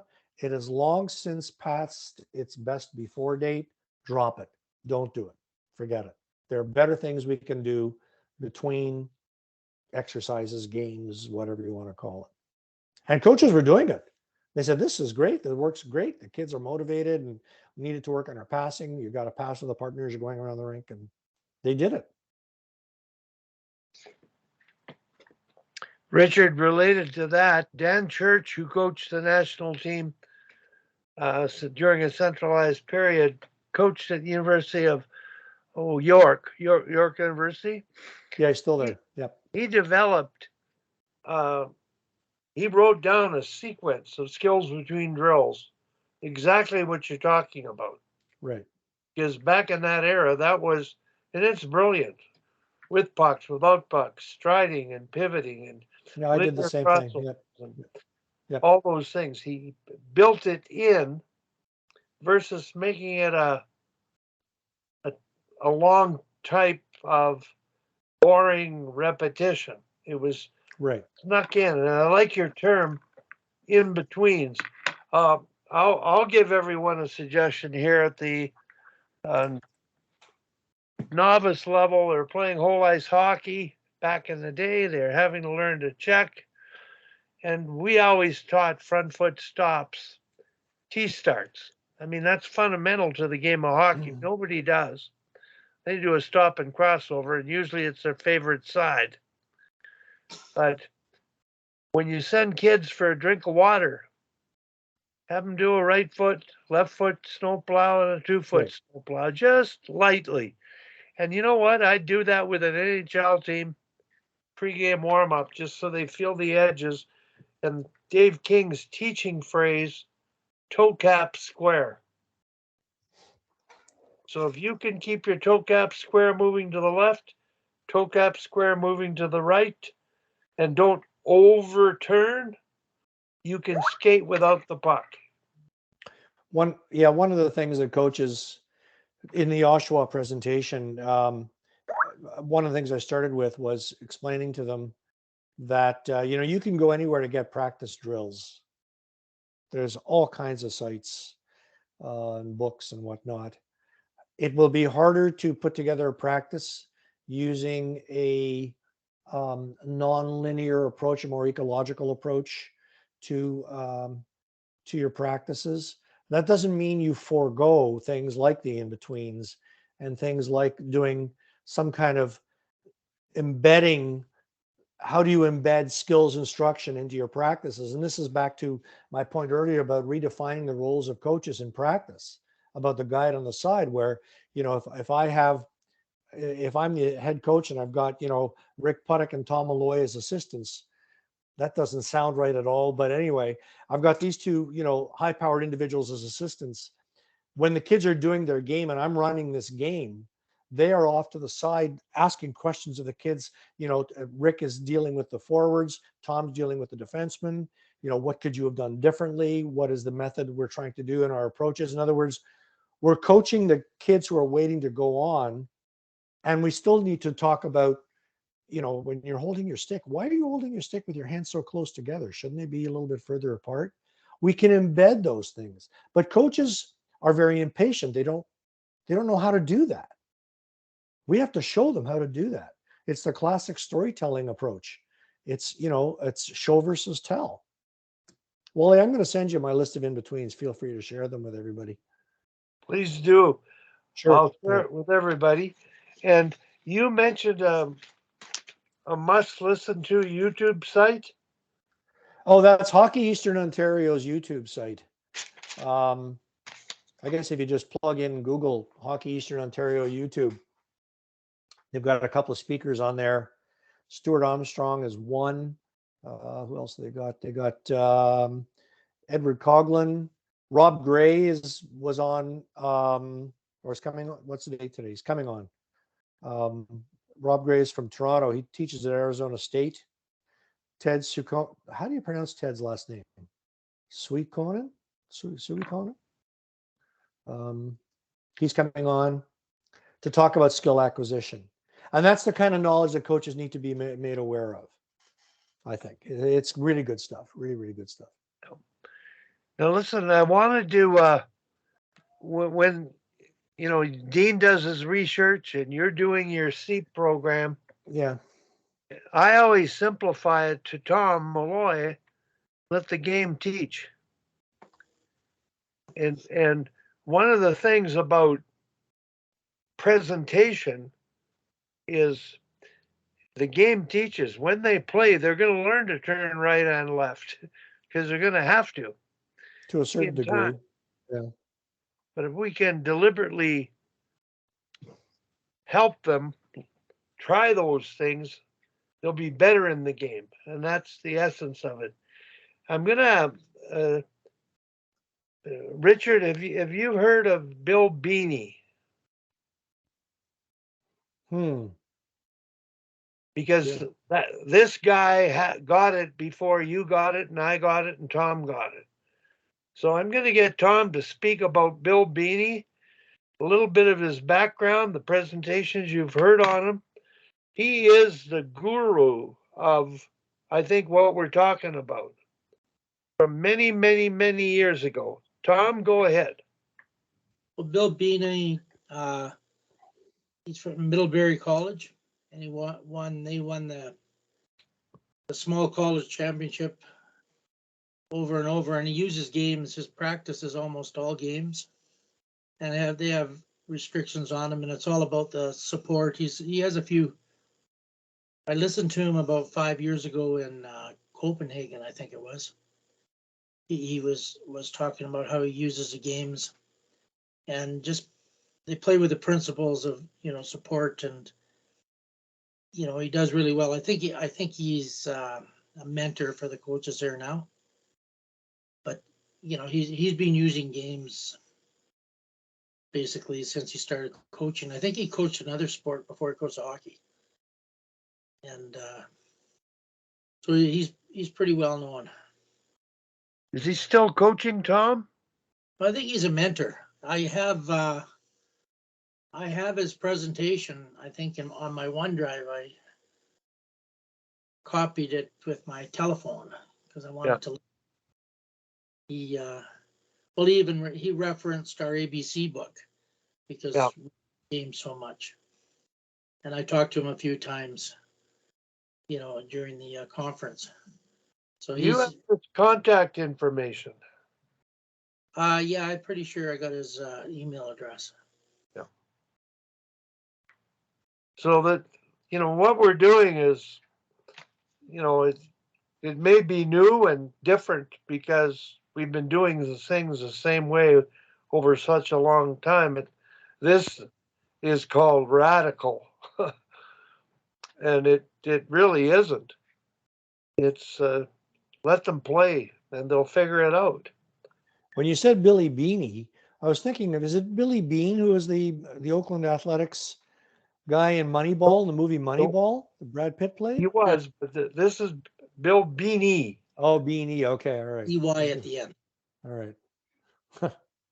Yeah, I've Tom recorded his message, and I'm not sure, Tom, if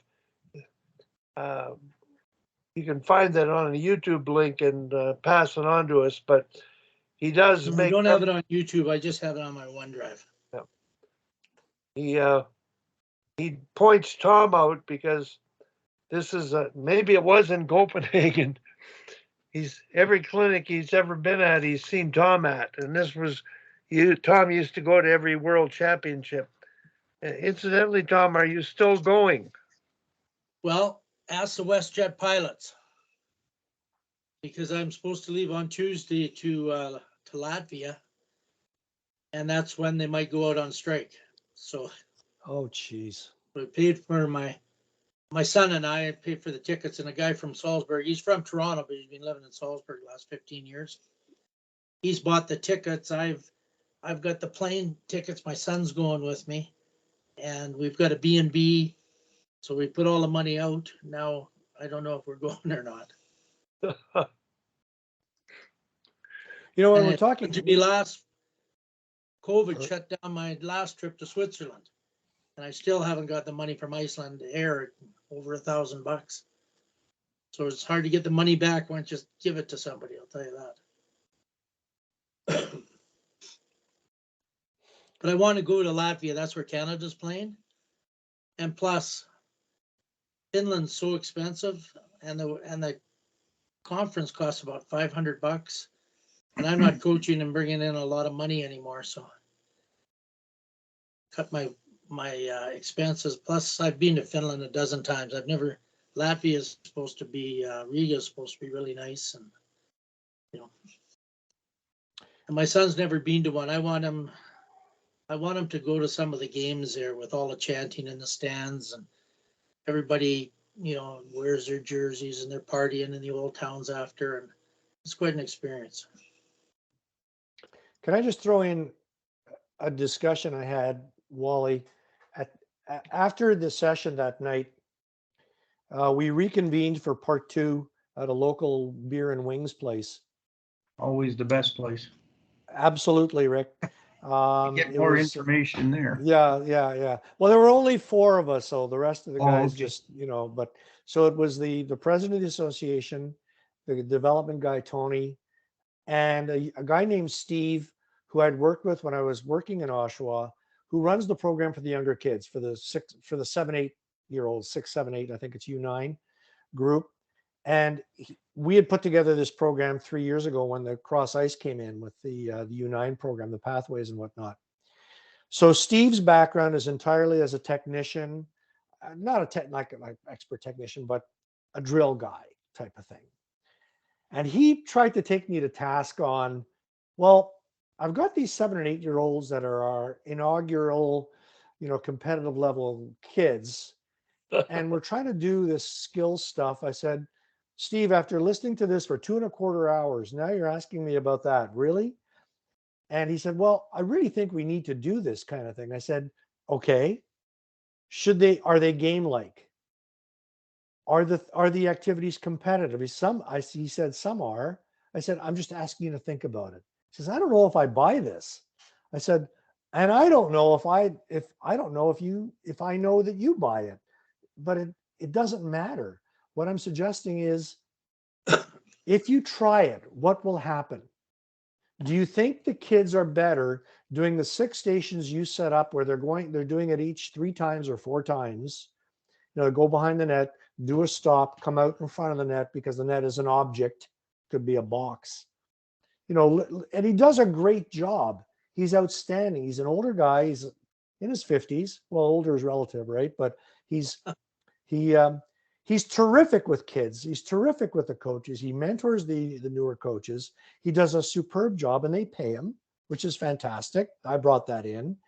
But he's stuck on, they have to be shown this point-by-point skill stuff, and they get 3 or 4 reps. Then there's, you know, get 4 kids at each station, and we move on to the next station.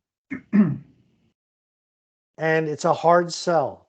It's a really hard sell. So I just kind of backed off. I said, Steve, all I'm saying is you try it and let me know how it goes, or invite me out to watch, and, you know, we can work with it. He says, well, maybe I can make 3 stations competitive.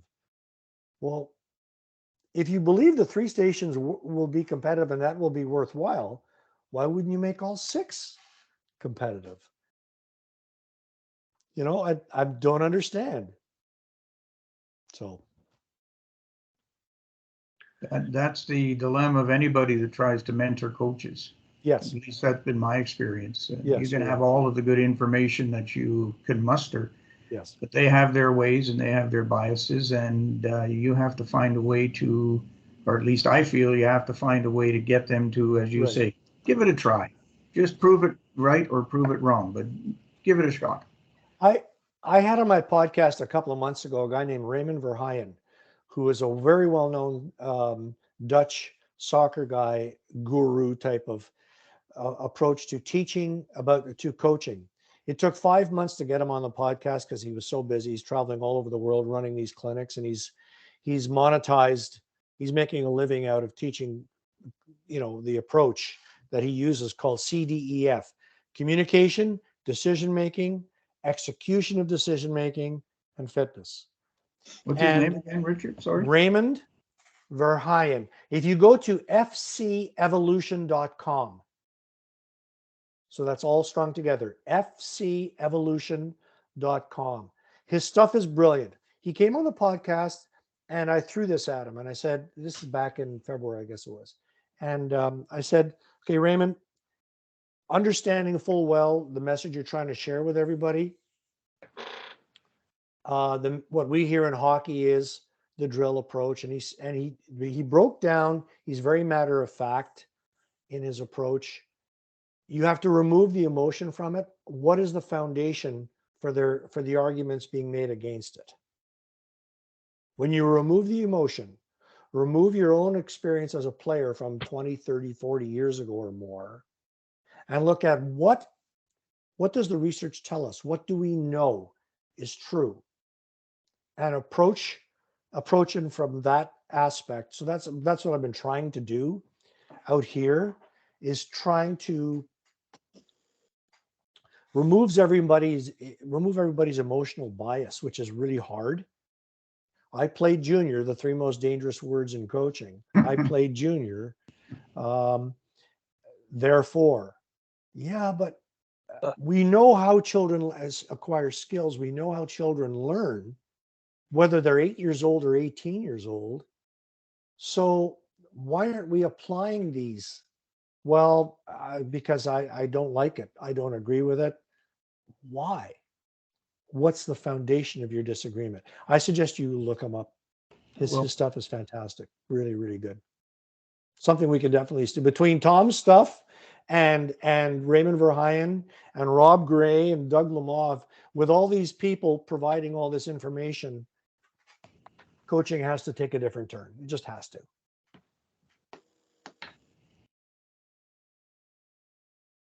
Are they real serious coaches going to be the only ones that tap into those things?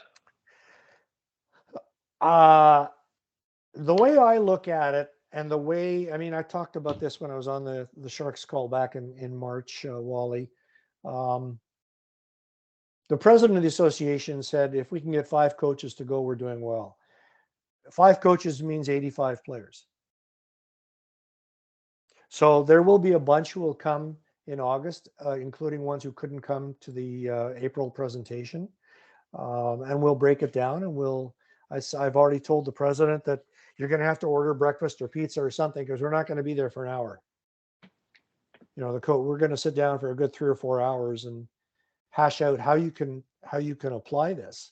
And if only 4 coaches do it, you go into that particular facility in Oshawa where I held this, and there's 4 pads in there. People go around and watch what's going on and going, that's the most unusual practice I've ever seen.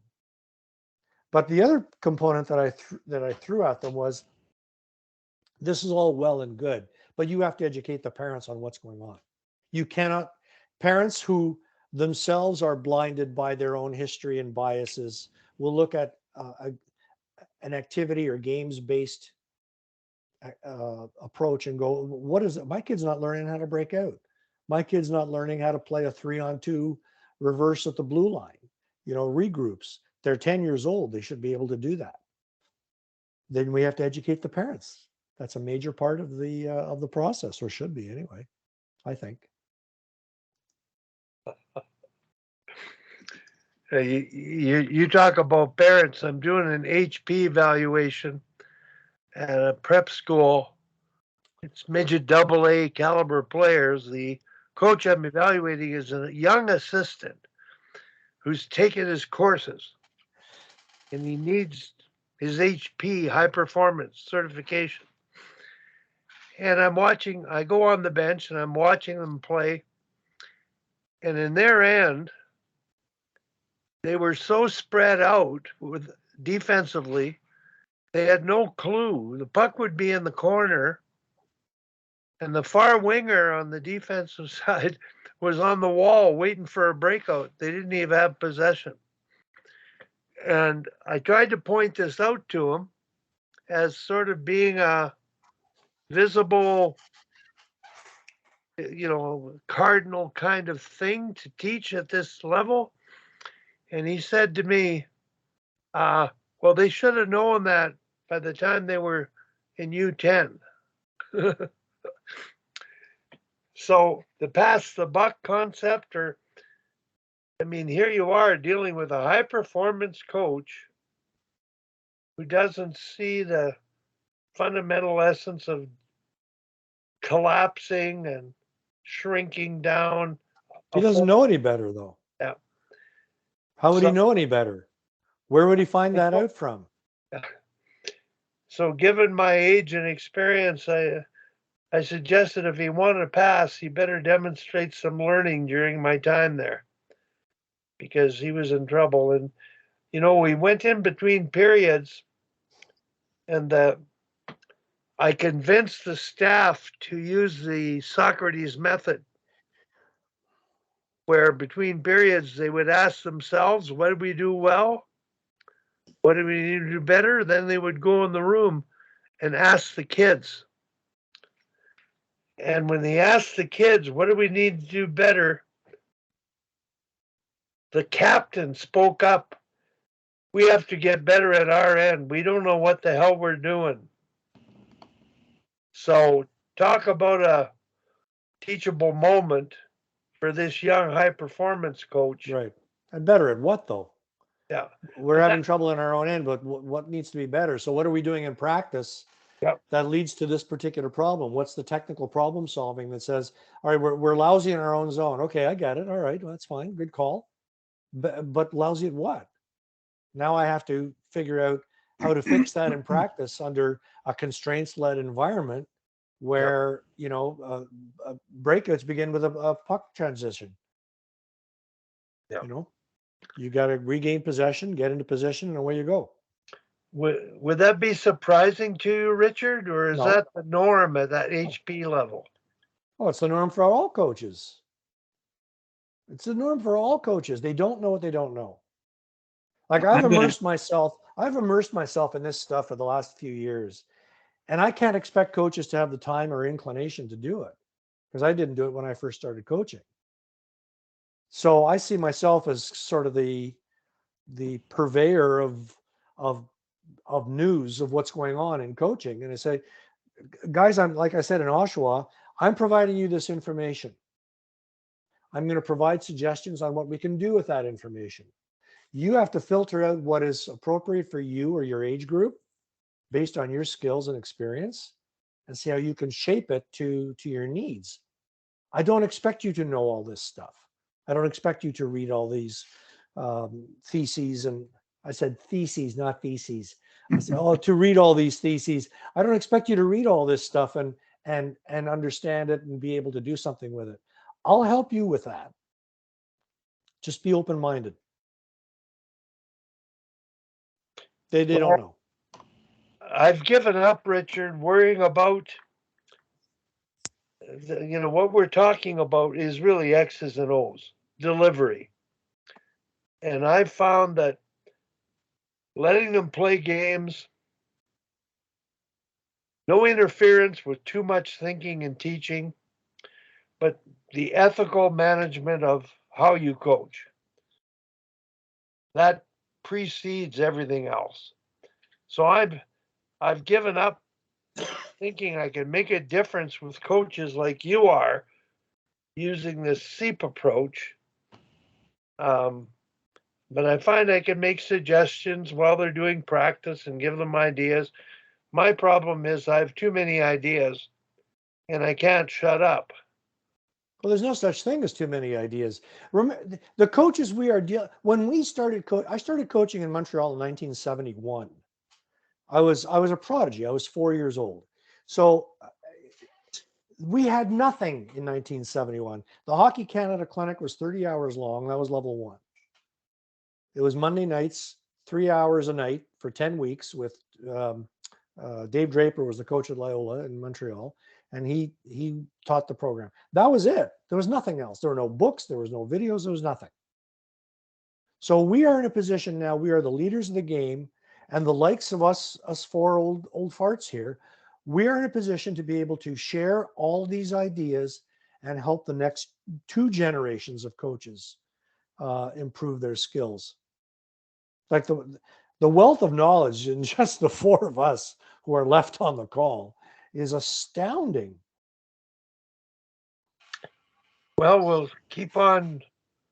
I call it bullshit, baffling brain sometimes, but Rick, go ahead.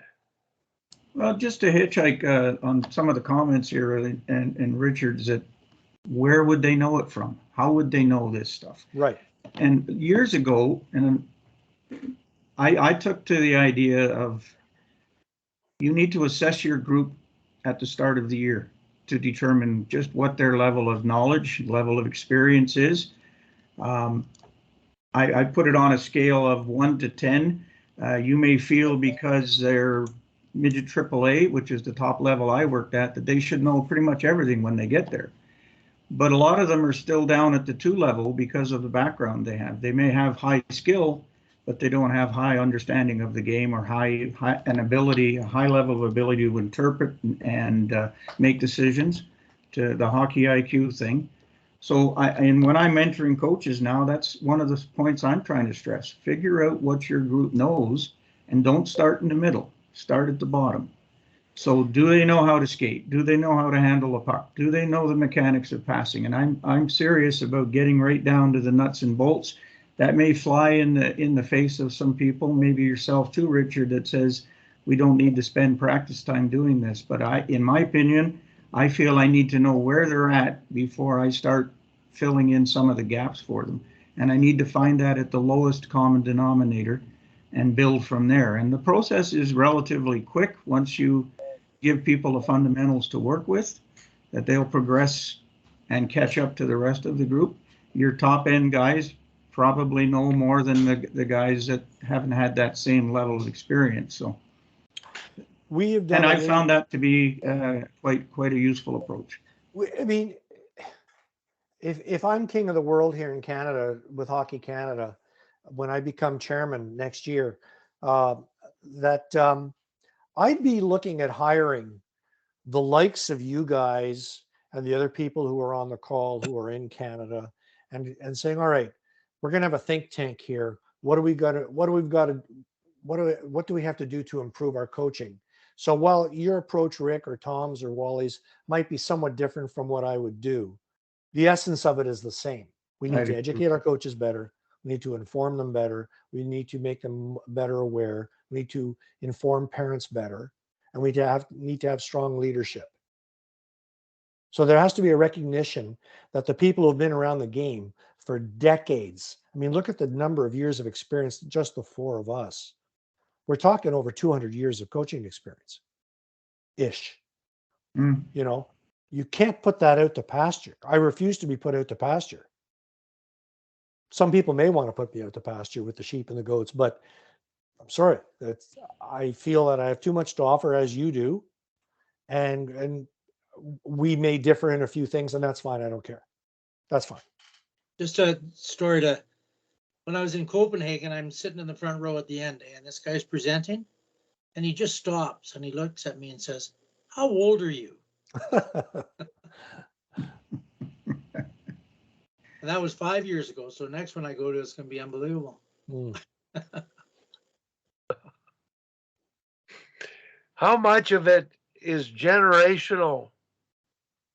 Like, I feel I can't win. I can't get started because I'm too old.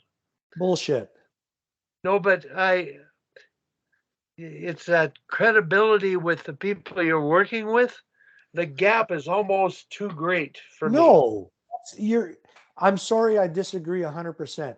The credibility is in not just in the messaging, but in the experience. Just take one component of what you do, Wally, and look at the mission statement exercise. which should be a compulsory portion of any coaching clinic. Okay. Just that alone.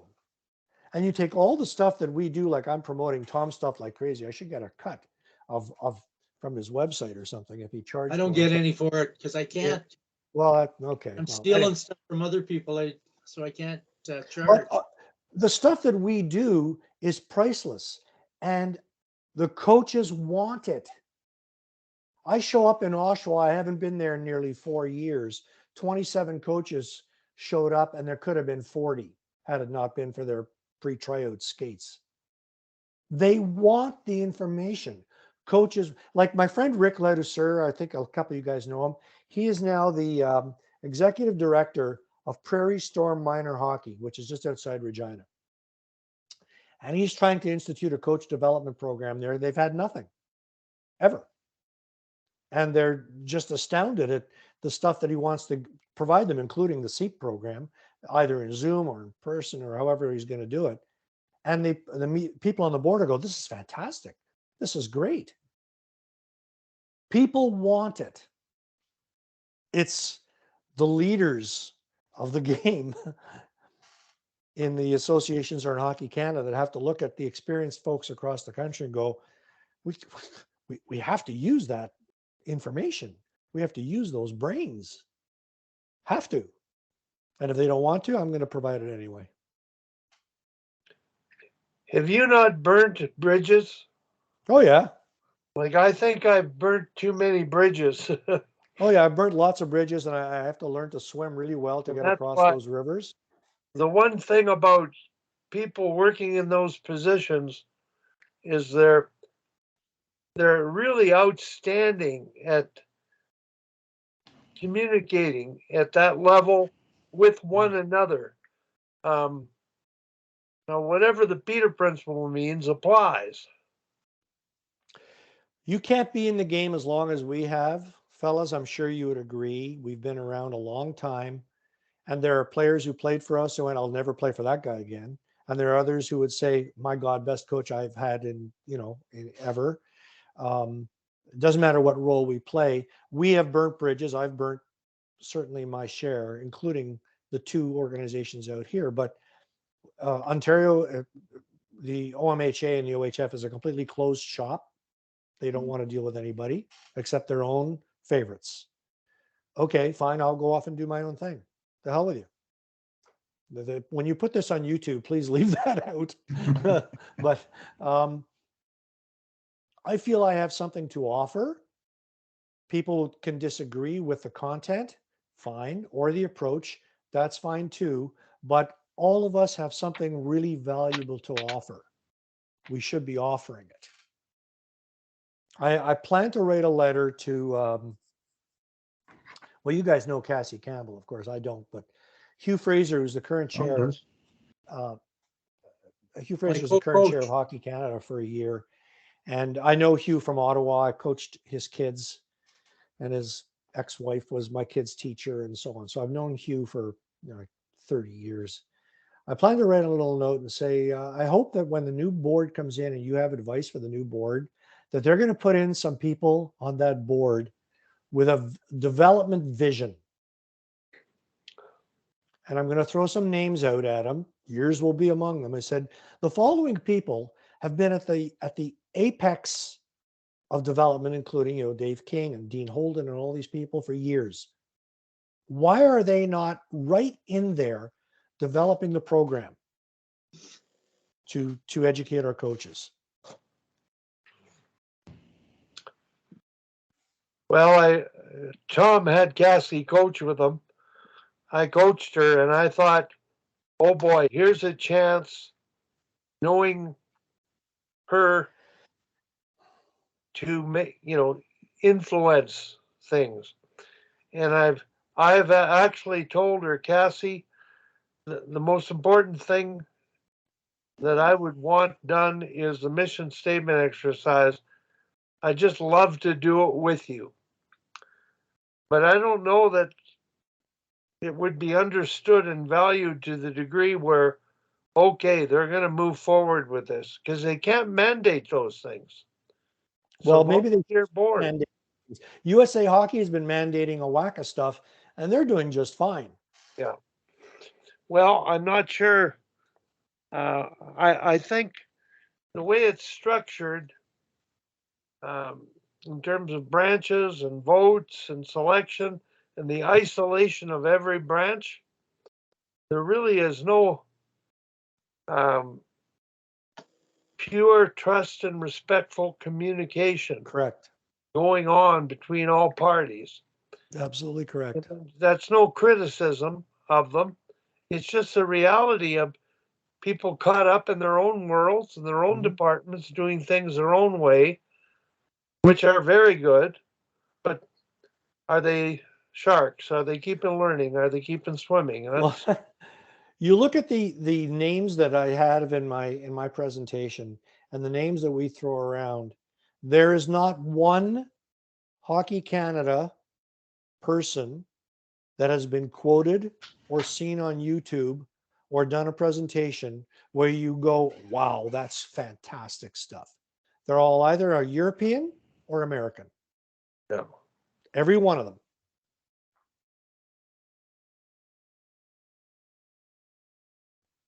Well, you know, Scary. I have to comment. I went to Sammy Joe Small talked about a goaltender school, Hockey Canada sponsored. I went to it. The following week, they had skills coaches from across Canada, Hockey Canada certified, come in. Yeah, $1,500 a piece. Yeah. And Corey McNabb and Dean Seymour ran an ice time that was the best I'd ever seen in terms of advanced tactical purpose of skills for defensemen along the blue line with a puck offensively and what they were doing. It blew me away. So they're doing great things. It's just a matter of just getting everyone to appreciate whatever is great and taking it on to another level. But anyway, I'm not sure what else to say or do, but Well, I'm going to comment there, Wally, if I can jump in. yeah. Like a lot of what Hockey Canada is, and you and I have had this discussion before, a lot of what their focus is on high performance. It's Right. not on where the high performance athletes come from. Right. That 100%. has been more than magnified in the last couple of years with all of the nonsense that's gone on relative to Hockey Canada. But everything that's involved in all of those scandalous discussions has to do with high performance. I haven't seen much, if any, comment relative to the grassroots, to the minor hockey side of things. That's where I think That's one of the reasons I Hockey do Canada. my web. Sorry, Tom? It's one of the reasons I started my website. There was really nothing for the guy coaching kids hockey, Correct. Agreed. you know. And they didn't like it at all, I'll tell you that. Like we did our book, and there was this perfect practice book from a guy in Saskatchewan, and the Czech something else about Czech hockey, and the guy in charge of Hockey Canada, you know, at that time said, well, I'm not going to support your book because I believe it's in competition with our Nike program. And that, you know, so that's the feedback I got from them. If it's their idea, it's a good idea. If it's anyone else's, they don't really want to have much to do with it. But if you hang in there long enough, it may show up in a year or two under their name, slightly disguised. Yeah, well, you know, like we talked to the big shots 25 years ago, you know, Andy and I, and they listened to him because he was from Finland. We were at Father Bauer, you know, and that's where their office was. And they kind of politely listened, but you could tell that they're glazed over. They weren't listening to anything. And they really didn't give him the time of day. And he's probably the most brilliant hockey guy I've ever talked to in my life. And, you know, because like you said, it wasn't their idea. So, and it was about games. And the US came out with all their game stuff, you know, later. But, you know, they didn't listen one iota to it. So. See, Richard, that I believe what Tom was talking about, the best teaching progression of drills. This gets away from the SEEP done by Johanny on the ice with Tom at Father Bauer. I watched the best sequence I've ever seen for teaching puck hockey sense, passing and pass timing ever. To this day, I'm saying every team needs to do this sequence to teach support and timing that will translate into game situations. It's absolutely priceless. And he was there back in the day. I saw it. And I think I called Tom over and I just shook my head and said, oh my God, did I pop into the rink at the right time or what? But that's sort of one of the things with girls hockey Calgary is going to be a cardinal sequence for coaches to play with. But what I'm discovering is they may not want to because they have their own ideas. So I'll worry more about the mission statement exercise because it'll bring the parents together and the board together, supporting the coaches to do what they can do. I think a coach has to go through that and come to you for, can you help me with this? We're not completing passes. And you know, Tom did something so simple as count passes last year. He didn't do that drill sequence, I suggest, but he just tracked pat completion. And the passing was like off the chart.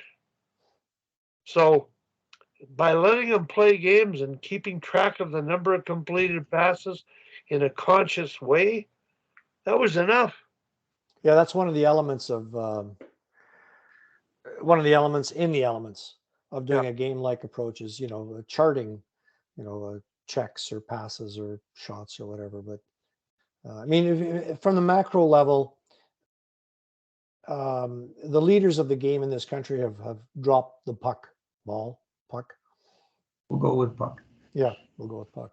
They just, there's no leadership. I mean, I've worked in 3 branches.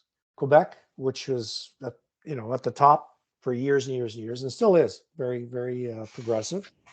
HEO, but I was the top dog in HEO, so I made sure that we had progressive approaches and extra clinics for coaches and whatnot. And we created our own high performance before the new one came in. And then OMHA and OHF, which is just a vacuum. There's just nothing going on, nothing, zero, no air, zero. It's shocking. So even the simple concept, like I learned about the 4 game playing rules from Johanny, because that's how the whole Finnish, you know, everything's organized there. So everything I do is based on the 4 game playing rules. And, you know, like it's really surprising that Hockey Canada hasn't taken that, because it basically is so logical. well, sure it is. It makes sense. But yeah, that's why I'm saying they need to have people in that office with some vision, you know, as opposed to hiring people with a recreation specialist and you're going to stay there for a few years and, you know, you're going to make your salary, but you know, you have to toe the party line. Well, you know, I really fear for the future of the game in this country because it's becoming very expensive with all the development instructors and, you know, $250 an hour to teach skating. But the other thing we're seeing is an awful lot of outlaw leagues.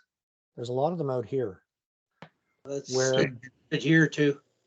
Are out there. They're getting their insurance from the AAU in the US or from somewhere else.